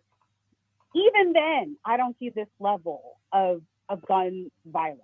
People are there's just a fascination, a disgusting fascination with guns. It's easy. The most likely thing that's going to happen if you have a gun in your possession is you're going to use it and hurt someone. That's the most likely thing that's going to happen. Right. I wonder why people are calling you white. This is so strange. You sound black to me. I'm very hurt by that. Y'all can go look for my profile. I'm not scared for anyone to come into my comments or my DMs. Like, I'm happy to point people to the literature. It's strange. It's strange that, because I wonder what people think a black person sounds like, that you have to be like y'all in order for people to be like, oh, okay, she's black. But it's like, it's weird. It's weird because you sound, your voice sounds black to me. But it's like, and this is part of the issue as well. Are we supposed to be speaking African-American vernacular at all times in order for people to be like, okay, well, she's okay. I mean, come on now. We do better than this, knockouts. You talking about you're surprised by me. I'm surprised by some of you. Okay, so I appreciate you taking the time to call in. Want specific like literature, I'm really happy to get it for you. Why don't you just send me a message? I told you, just go to my website and click on contact and send me some information so that I can look over it, because I'm trying to understand, because you all know that I started intermittent fasting, right? And so people are like, oh, you could go to school and get lunch and get breakfast and then you don't have anything else to eat. As you really don't need anything else to eat till the next morning anyway. And I'm not even joking about that. It's like, what it is that we think is hunger is not hunger.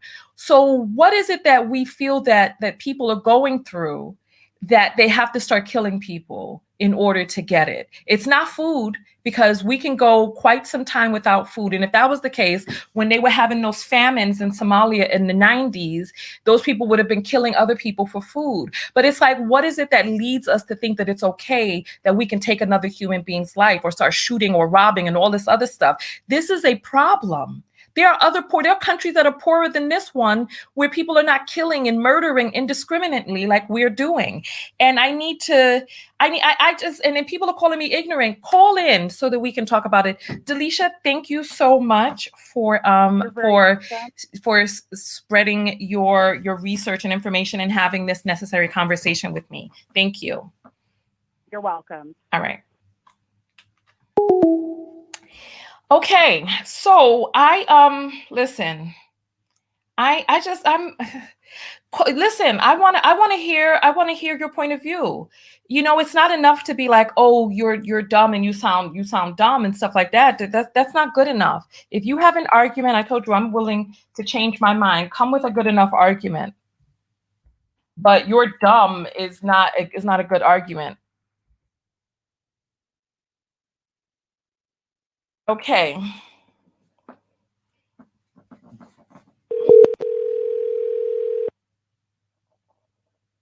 Please leave your message for 91. Okay. So, let's see how long we've been on. I'm going to open back up the phone lines again. We have 25 more minutes on the air. We're going to talk for 2 hours today.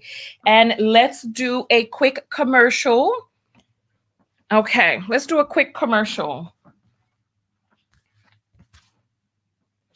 This is the book of affirmation, self-love. These are the most powerful affirmations that I said when I was living in my car in 2016. I became a certified clinical hypnotherapist, and I rewrote these affirmations to be powerful enough to rewrite your subconscious programming and rewrite your mind for self-love. All you have to do is, right before you go to bed, write out the affirmations, or right as you wake up, write out the affirmations and watch the change take place in your life. The book is available on Amazon. Please read the reviews, read and see what this book has done for other people's lives. It's right there. Also, if you'd like to be able to get text notifications to know when we are live so that you're never tardy to the party, you can look into the description and go to TanyaTKO.com, click on support, and choose text notifications. It's $1.99 a month or $22 for the year. And every time that I go live, you'll get a text notification right to your mobile phone. And if you are outside of the United States, you can sign up for text notification by clicking on the second tier at $4.99 a month, which is probably like £3 something. You can get your text notifications sent to your phone, your mobile, international. We serve more than 230 countries. So click on the list and see whether or not your country is on the list, and you can get your notifications sent to you. So now there's never any excuse for people to be like, "Oh, I was unsubscribed. I haven't seen your videos in a while," or not know where I'm at. Right now, I'm going to let you all know how many people have signed up so far, right? I'm refreshing it right now. Give me one moment. Give me one momento, because as of this morning, there were 33 people who had signed up. And hey, since we've been on, there are a few more people who have signed up. So we have Marcia, Sonia, and Angela who have signed up today to get your text notification. So thank you. I appreciate your support. I appreciate that, because being here on time and being here and able to comment, and then also question to the people who did get their text notification today, because today is the first day. Was half an hour enough time? How much time? Let me know how much minutes leeway do you need in order to get here on time? Okay. And Jaleesa sends $1 and says, victims should have waited for the cops inside. Yeah, a lot of people who listen, there's a lot of things that went wrong there. We're going to turn back on the phone lines. Oh, wow, there's a lot of apples who have come through. Oh my goodness. Okay, give me 1 second. Give me 1 second. Let me read some of these apples and then we'll turn back on the phone line. Okay.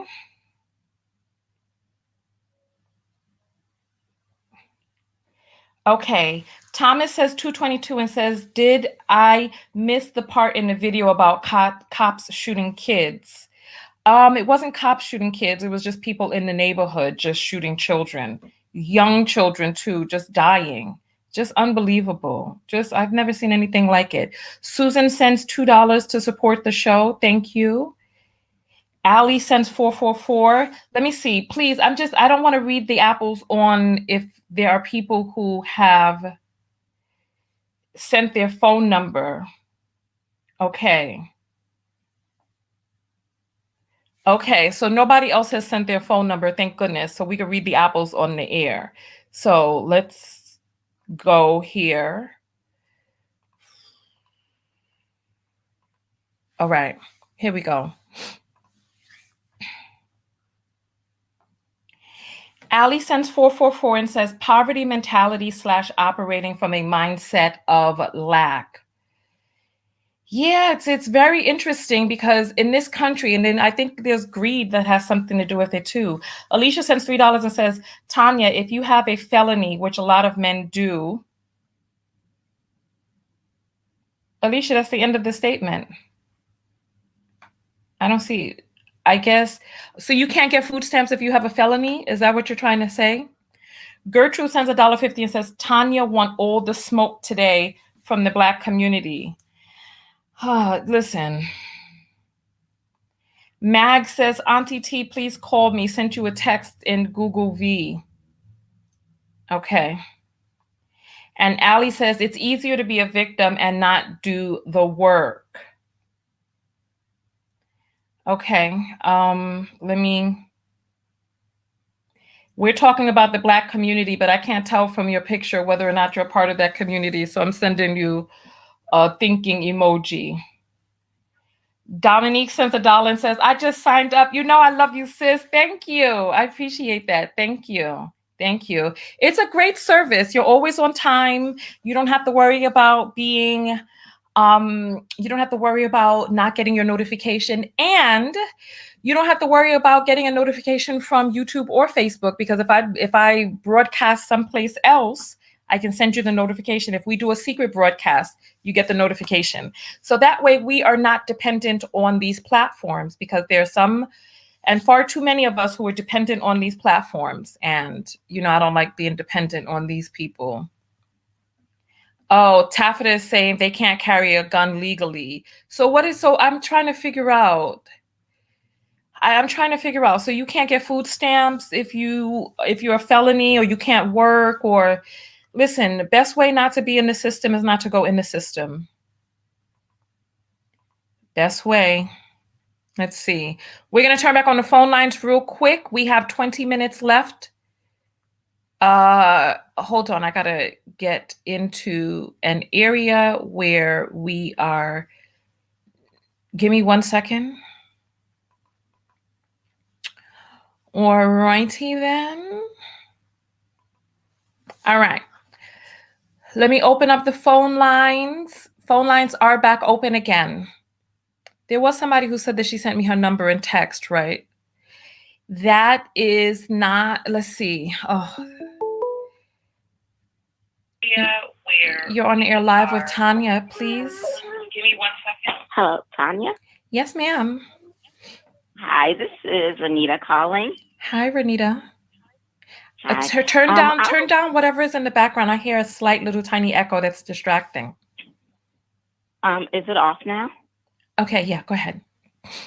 Okay. I just wanted to discuss about what the last caller was saying. Okay.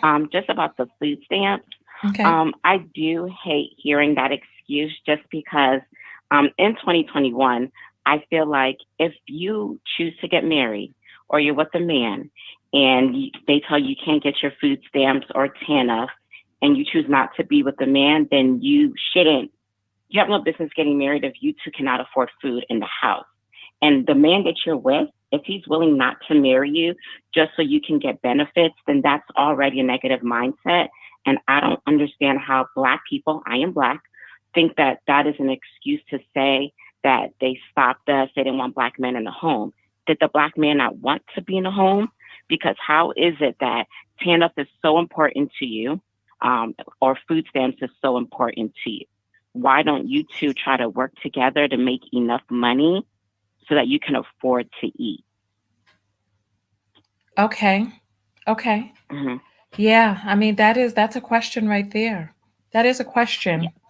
Yeah. That is a question. However, is that something that is only enacted upon the Black community? No, I definitely don't think so. You know, white people are on it much more. It's just that I know I went to an HBCU. I'm from Virginia, and that's discussed a lot. Those are a lot of arguments that we've had in dorms, and I never agreed with it. Of course, when you think differently, people think that you are brainwashed or whitewashed. And it's just like, I don't understand. Do you want to be on food stamps the rest of your life? I don't think there's anything wrong with public assistance if you need it. Of course, most HBCUs are in Black areas, so you almost know everybody's on food stamps. There's nothing wrong with it. Just work to get off of it. And don't say, with the Black man situation, if I get with a man and he thinks it's more important for me to not be with him legally because of benefits, I think that is a problem in itself. I think that mindset is a problem. It's not 1971. It's 2021. You know, there's so many other resources out there. Okay. Got you. I mean, that is one of the questions. And then, you know what? I want to ask you so many questions, but the phone lines are back open. And so I'm going to take the next call because we only have 15 minutes left on the broadcast. Thank you. All right. Thank you. All right. So I am,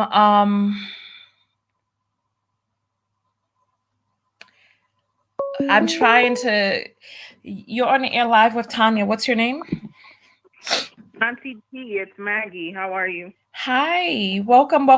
Maggie, if you just bear with me for just one moment, there's somebody named Ernest who's just coming in 15 minutes before we leave. Ernest, you need to sign up for text notifications so that you're not coming in this tardy to the party. You're put on the spot right now, Ernie. What you gonna do? You should have gotten your text notification. The link to sign up is in the description. It's only $1.99 a month. So, or $22 for the year. You save 20%. So, So go ahead. What's your name? Maggie. Okay, Maggie. So what is your comment here today? Okay, so I just want to kind of shed some light. I am in law enforcement. I'm in a different side of law enforcement, which is corrections. Okay. And we tend to see what is the product of what happens in society, right? So Okay. a lot of people are upset with law enforcement, which I totally understand, but there's so many key factors at play. Poverty, yes, poverty is one, but the mentality of people in general, like you mentioned earlier, I feel like our youth needs to be exposed to a lot more culture. The culture in America is, it's not all inclusive. If we can expose our youth to, like you said, places like Africa, other countries where they can actually see what poverty is, what suffering is, what going through life really is, their mindset will switch when they come back home. They're going to realize that they have it so much better than a lot of other people all around the world, right? So that's one point I wanted to make. The second point with law enforcement is things are rough right now. If you're in law enforcement and you're in the street, it's a rough job. However, I do feel like law enforcement needs way more training when it comes to dealing with people of color, any minority. A lot of these officers are not from the community, which I feel like that needs to change. If you're from the community, you kind of know how to approach people in your community, right? You're not approaching the situation with fear. You're approaching the situation with a little bit more understanding than somebody that didn't grow up in that kind of neighborhood. Gotcha. If you are working in upstate New York and you grew up in a farm and you become an NYPD officer and they throw you somewhere in Brooklyn, well, how do you think that guy's going to react to a black person? He's never seen a black person before. He didn't grow up interacting with these people, right? Okay. So I do believe that, training is a big thing, and also recruiting from the neighborhoods. Yes. Recruiting more officers from those neighborhoods and putting them back into neighborhoods similar to their neighborhoods. There's just a lot that goes into it, but I just wanted to touch base on those things. And, Thank you. I also want people to know, not all there are a lot of us out here that are pushing for change. Law enforcement that just so happen to be people of color. There's so many of us here that are trying to put a best foot forward and push for change. A lot of us experience racism in the departments that we're in.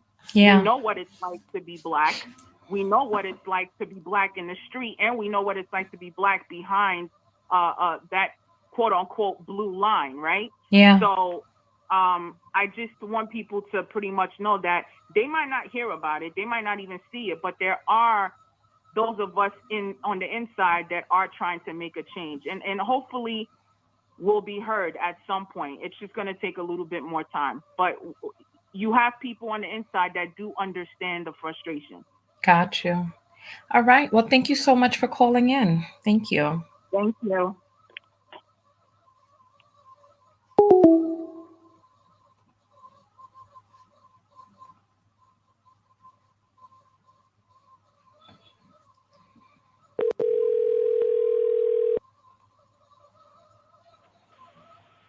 Hello? Yes. Hi. You're on the air live with Tanya. What's your name? Leah? Hi. Your name is Leah, you say? Correct. Hi. Were you the one who sent me that Cash Apple letting me know that you text? Yes. All right. Well, let's get to talking. What's your comment, Leah? Well, I have a comment with pretty much everything you've been saying today. You've been asking questions and comparing the Black neighborhood with Africa. But the problem is that people in the Black neighborhood can't be compared with Africa because they don't care about anything that's going on in Africa because they haven't been outside of the neighborhood. So they have no idea or even anything to say to themselves, well, you know what? Yes, their lives may be worse than ours, but maybe we should change. They don't care. Okay. And that's the thing. What do you mean they don't care? They don't care. They have their own thing going on in their life. So for you to compare their lifestyle with Africa and for you to make them think, well, I'm sorry, in your mind, for you to think that they would have empathy for what's going on in Africa. Who? Are you talking about me? Yeah. You have to rewind. I didn't make that statement. You said that they should have empathy for others. And No, say, that's not. I didn't say that. I didn't say that. If I listen, I will give you a free copy. I'll give you a free copy of my book if you can rewind and find the minute and second that I said that. Okay, I'm telling you, I didn't say that. Just all you have to do is when we get off live, just go find the minute or second that I said that anybody should have empathy for anyone else. Send me the minute and second, and I'll give you a free copy of my book. I'll mail it to you. Use the word empathy. No, right. The word that they should. No, I didn't say anybody. I didn't say that. There was a person who called in who said something along those lines. When I made this statement, I asked, what is it that people were killing each other for? And I said, Jay-Z thought he was poor until he went to Africa and he came back and made the statement that he realized that he was privileged and that he was wealthy by comparison. I didn't say that anybody should do anything or go anywhere or see. I didn't say any of that. No, I'm saying that they haven't been anywhere to have that empathy. So then you're arguing with your own statements then. Okay, yeah, well, anyway, what I'm trying to say is that if you don't have those world, if you haven't been anywhere, you don't know anything. So you don't have those ideals to compare is what I'm saying. Like I can understand that. That's all I'm saying. So, but my point on that is that people in this country we're not starving. What is it that we're killing one another for? Because I fasted for days, and I want to know what is it that we're killing each other for? Because we're not hungry to the point that we have to kill people for food. So what is it that why are we killing people? Why are we taking other people's lives? What is it that we need? The resources that we're fighting over that we don't have? Well, we have to have housing, 1. We have to have food, 2. We have to have clothing, 3. Everything else is materialistic. So okay. I mean, those are the only three things that I know of that we have to have. But when you're living in the neighborhoods that we were referring to, and you kept saying when the guns are dropped and people are taking them, I mean, that was way back in whenever. So, I mean, people in the neighborhoods are in the school to prison pipeline. So, one, we have piss poor education. So, the teens are not getting the education they need on generational wealth, having how to manage their money, and we're not being educated on those things. So the men don't know what to do nor how to do it. So they're being left, and the lady was talking about truancy. Why do you go to school when you have a single family home? And some people say, okay, well, you know, I need to bring income into the household to help my mother pay the bills. So that may increase the likelihood of truancy in the household, because you have the youth trying to help support the family, and they're going to do whatever it takes to do that. Okay. But then So you you have know what? cops. You know what? You know what? The part of my issue, right, is that there are people. So let's say, you know, you have your mother and she's the rent is due and she doesn't really have the rent, and so she's like, okay, well, I don't know what I'm going to do. So the child is like, okay, well, I can't go to school because I got to find a way to help mom with rent, etc. Right? There are people who live 10 in an apartment, 10 people in an apartment to be able to afford the, I don't know what is going on and how is this? Okay, I'm sorry about that. There's people who live 10 in an apartment. They do what they have to do legally to be able to afford rent, to be able to have some place to live. When it comes to clothing, is it that people just want clothing because, or is it that people want fresh clothing or fresh to death clothing, or they want to be hot, or they want to wear XYZ? What is it that we're really what resources are we really fighting for here in this country that we have to kill people in order to get it? Really, I want to know. I'm curious. But it's just what I said it is. It's just what I said it is. It's children doing the best that they can to help provide for the family. So, and like you said before, with the DMX incident, with the his mother having him at 16 years old, we have a 16-year-old mindset. We have children that are not mentally mature, doing the best that they can. So they're doing what they can, whether it be right or wrong, and they're being steered maybe the wrong way. But nevertheless, they're doing what they can for the right reason. It may be the wrong thing, but it's for a good reason. So you're saying it as if, okay, all the people in the world, in the neighborhoods are doing everything wrong. Yes, they might be doing something wrong, but they may be doing it for a good reason. We don't know why the children are doing what they're doing. Nevertheless, you have to put the onus on the adult at the end of the day. Okay, let me just say this. Unless your life is in imminent danger, like there's a person getting ready to slit your throat or their foot is on your neck, there is never a good reason other than, or if you're trying to stop mass destruction of human life, or there's what good reason is there to take somebody else's life? You know, I think that we have to peer deeper. So when we start talking about greed, okay, well, maybe you can't have an apartment by yourself. Maybe you and a few other people need to have an apartment together. Maybe people need to combine their resources in one home. But to say that you're going to pick up a gun and take people's lives so that your mother could have an apartment, I'm trying to figure out what good reason is there to try to take someone's life. That you said they could be doing the wrong thing for the right reason. Right. And I get it, but if you don't have anyone to tell you the right thing to do, that's the reason why they're doing the wrong thing. But it's to support the household. And you're saying to have 10 people living in the house. They might be 10 people living in the house. She might have 9 other children.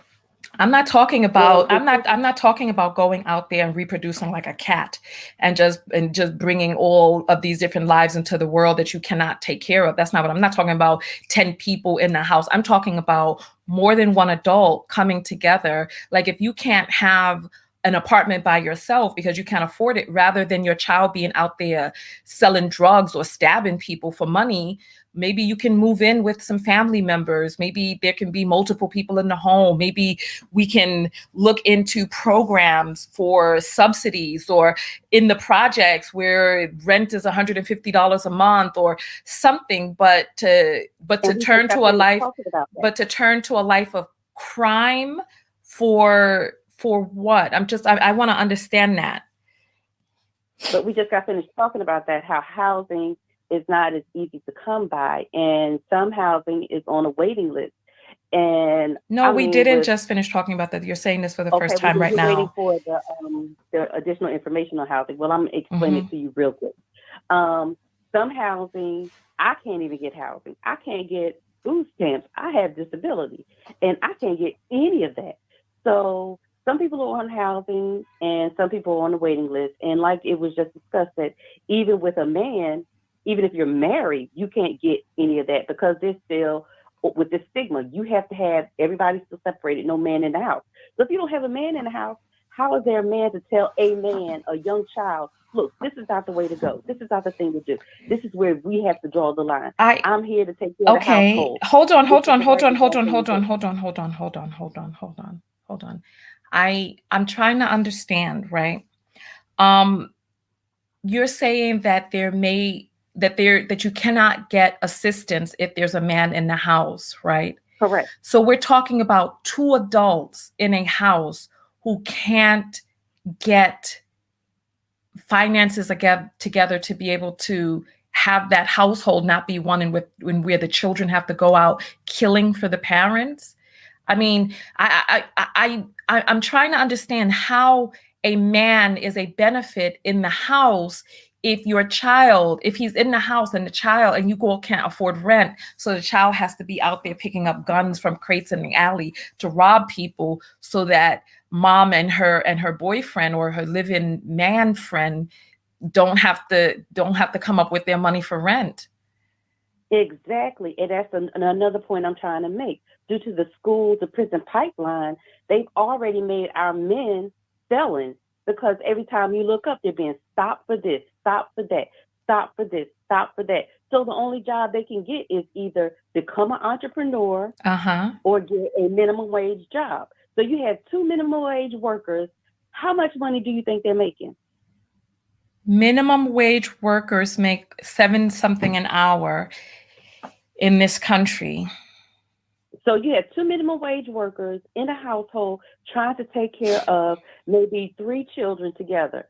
So we're making minimum wage, and let's say we have the least expensive house. That's what, $600, $700 a month.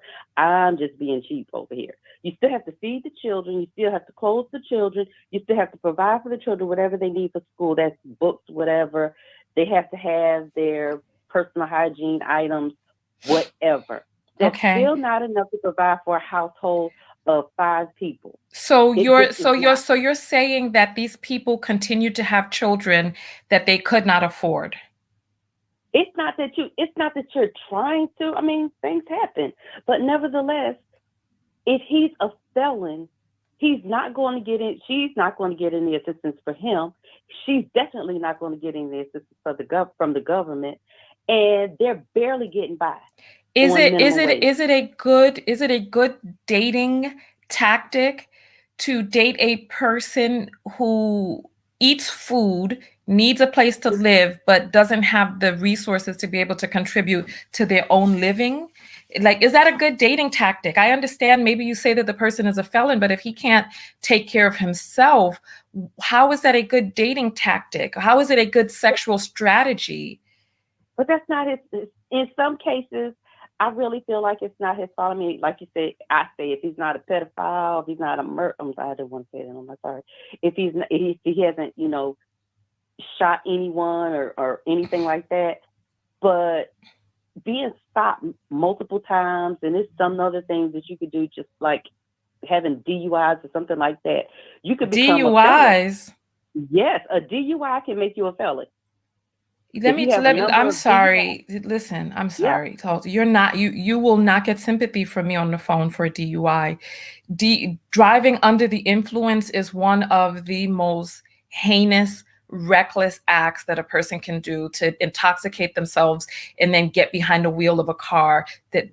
So let's just take that out of the equation, because I don't want to have my sympathy removed. So let's take DUI off the table. So you're saying that a woman can have a dating strategy to date a man who cannot afford to take care of himself or contribute to the household, so that her children will have to be out there on the streets killing and murdering, so that these two adults can sit behind up in the house and not have 2 pennies to rub together. Well, I mean, things happen. You know what? Listen, let me just, and I'm glad you called in. I'm glad you called in. Let me just make this statement out there for the ladies. Ladies, no open up on a punani for a man who cannot afford to contribute to the household. Keep your pussy closed, please. Exactly. I understand you may get lonely. Hold on, I'm making a statement to the people. Just please bear with me. I don't want to put you on hold. I'm just making a statement to the people. Okay. Keep on the pussy closed. Keep your legs closed. Find a man who can at least take care of himself. I mean, even if you want to go 50-50, everybody's not going to be able to find a man who's going to cover everything. But don't find a man who's going to come in as a burden, so that now your children out there robbing and killing people, so that you two could be able to, quote unquote, afford some place to live. Let's not do this. Find somebody else to move in with. Get somebody else in there, man, so you could do 25%. And if he's not able to come up with his 25%, what is he there for? Especially when his penis is shooting out loaded semen and impregnating you, and you haven't. No. All right, I just had to get that off my chest. So, did you say everything that you needed to say? I did. Thank you. Thank you so much for calling in and giving your perspective. Okay. All right. Have a nice day. All right. Oh, my Lord. I think we have come up to our 2 hours. It's 2:05. This show is over. I'm going to read the cash apples, and then we are getting out of here. I'm so sorry for the people who did not get a chance to call in. The show is over, and you all are saying we need to revisit this topic again. So maybe we shall. Maybe we need to revisit this again. If you want to see this topic come up again, put up the number 2. Let me see your vote below. If you are going to join the text notification service at $1.99 a month, so that you can always be on time, put up the number 3. I want to see. Buddhafly is saying this is too much. Ciao.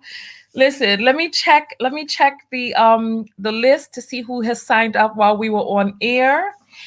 And so as of now, we have 36 people. As of before, we had 36 people on the list. Let me see who we have now. So we have 37. Dominique signed up while we were on air. So thank you, Dominique. So we have Pat, who says they're going to join. Dominique, you just joined, didn't you? And we have, let's see. So you all are saying that we need to revisit this topic again. All right, maybe we need to talk about this again. And okay, all right, perfect. And we have Joanna, who says she's joining the text notification list. Art is saying stop having babies. Listen. Teagues is saying, hey girl, good to see you live again. Listen, if you were here late, or if you're worried about YouTube or Facebook not giving you your notification, just join the text notification squad. It's that simple. So we're going to read the cash apples, and then we're going to get out of here. LaShandra is joining. Okay. Well, the link is in the description. Just go to TanyaTKO.com, click on support, and the very first item, $1.99 or $22 for the year, and you can get text notifications whenever I go live. So let's get the cash apples up on the scene.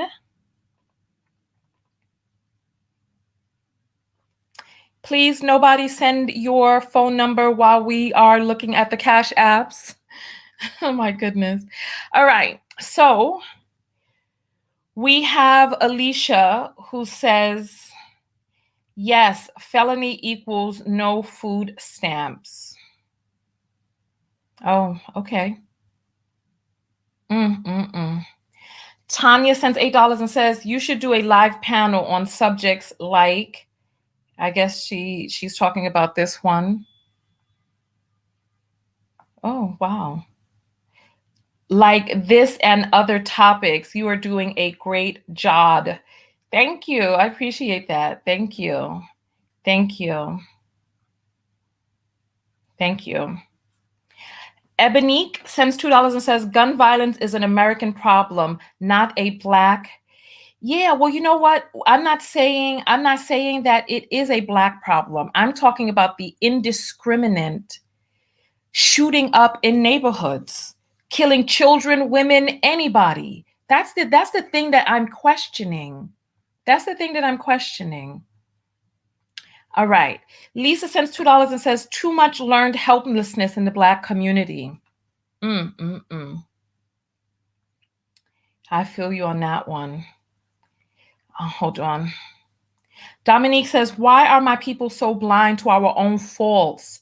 She was about to stab 2 people. And I agree with the caller about making excuses for Black men not being in the home. Yes, I don't even understand what's going on. Oh my goodness. But you know what? It's like we have a blind spot. We have a blind spot when it comes to certain things. We have a blind spot. So, all right. Susan says this tragedy shouldn't excuse police brutality. No, it shouldn't. It shouldn't at all. At all. All right. Susan says this incident has turned into a self-hate party. Interesting. So Susan thinks this has turned into a self-hate party. Okay. All right. Mag says there's also an obsession with gangster culture. Okay. All right. You know what? I see that. I can feel that too. I can feel that. All right. Dominique sends $1 and says, I'm going to need the last caller to unfollow you because she is part of the problem. I have no hope for the Black community. Listen, maybe she needs to follow more. If she can find me the minute and second that she said that I said that stuff, I'll send her a free copy of the book, like I said. So if that's what you need, so listen, by all means, by all means, by all means.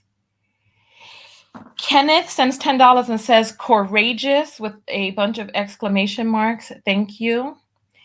Dion sends $1 and said, would you ever do a Zoom with a few knockouts?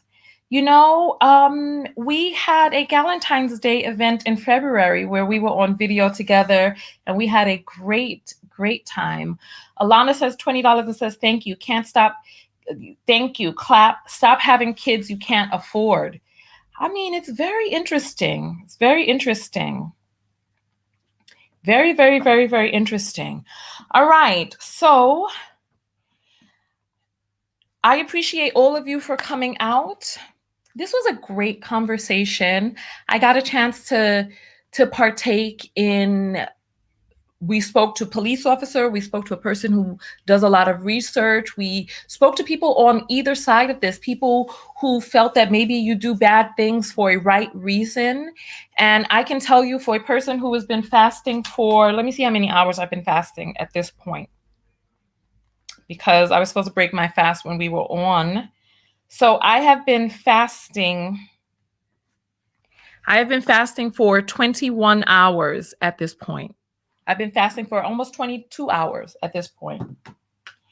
And I know that the human body, we were built and designed to be nomadic. We do not need as much food as we are gorging ourselves with. And I'm trying to understand, what are the resources that we have? What are the resources that we're fighting for that we feel that we need to kill one another for? What are the true resources that we're thing? And while we were on the air, somebody sent me several videos of people with knives trying to stab the police. This is why it's important for you to get here onto the video on time. Sign up for text notifications. Get here on time. I said in the beginning, if there is a person who has a knife going towards the cops, I don't believe that the cops should shoot a person coming towards them with a knife. They showed video of a person in a different country who had a knife trying to stab the police officer. What you have there is a civilian attempting to stab an armed person whose firepower outpowers the person with the knife. What we had in the Micaiah situation, or Micaiah, what we had is an armed person attempting to stab an unarmed civilian, and the police officer put an end to the person who was attempting to take another person's life. A police officer comes into a situation with a certain amount of assumed risk, right? So a person chasing after a police officer with a knife is a lot different than being up on a police officer ready to stab them in the jugular, and also that police officer is armed. So are the other police officers who are on the scene. But when you're up on a person, she was not chasing a person with a knife. She was centimeters away from plunging it into her throat. And she was stopped by the police officer whose firepower outmanned hers. He saved a woman's life that day. And if it had not been for the police officer taking Micaiah's life and all of the protests coming, we would have never heard about this situation, because these situations happen all too often in our community. Go back to the beginning of this video. We played a video of a slew of children in St. Louis. That's one city. There's another city, Chicago. There's Baltimore. There's all of these Black cities where there are people who are shooting wildly and indiscriminately, killing and taking Black lives in the Black community in a way that we have not seen in any other community in this country or in any other country. So I want to know, what is it that is leading us to go out there on this wild killer spree rampage? And then, I asked the question, if Micaiah was that quick and free to pick up a knife and try to plunge it into someone's throat, was that her first time stabbing someone? Were there other people who were stabbed and perhaps even killed at her hands that we don't know about? I mean, there's a lot of questions that come up.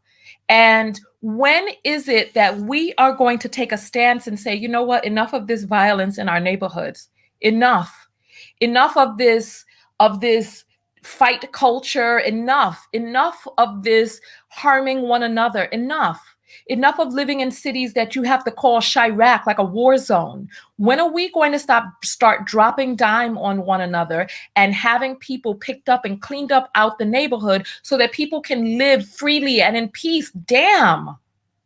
My gosh. It's like some people you don't even want in your neighborhood because they wreak so much havoc. Oh my goodness. Listen.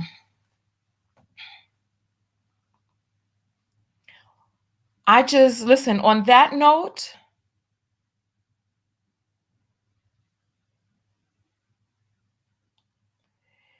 there's a lot of people saying a lot of different things in the comments. I don't know what is true, not true, et cetera, et cetera. So listen, I am going to take a look for any last apples. And give me 1 second. There's some more apples that have come in. Let me, I gotta get my screen refreshed. Oh my goodness.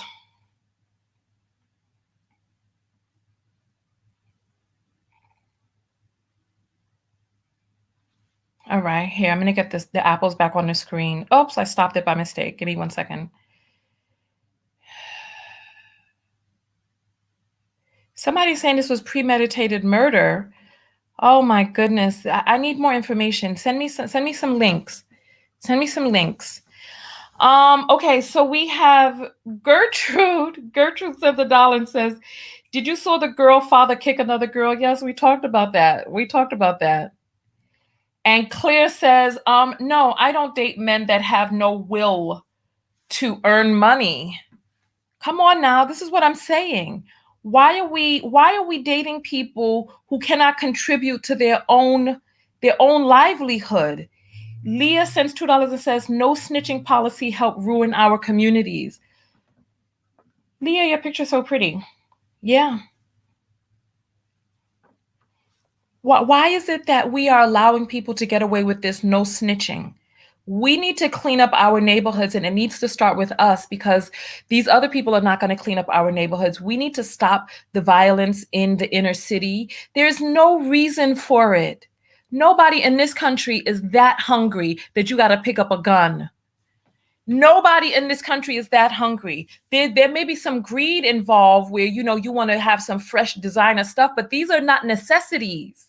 Designer stuff is not necessities. If you feel that you need to take a person's life over some designer stuff, hold on. Capricorn says, someone said in the chat that she told the police that she was going to kill somebody if she didn't get out of that foster home. Send me some links, because we're talking, doing a lot of talking. But what do you all think of the super gold that we went? I took it up a few notches. So what do you all think? What do you think of the smoky eye look? I feel like I am I am involved in espionage. I feel like a spy with this hairdo and smoky eye. So listen, I'm going to see who else has signed up for the text service. I'll be refreshing this all day, like, yay.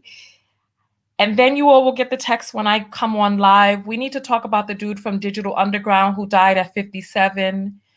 It's just real sad. So still it's at 37 people. So still, that's good. I think that's good. I'm going to announce it to the mailing list today and give you all the opportunity to sign up. And I will see you all in the next video. Tanya TKO, and I am out. Go out there and love one another. Go out there and love one another. Most importantly, what? Most importantly, love yourself. And part of loving yourself is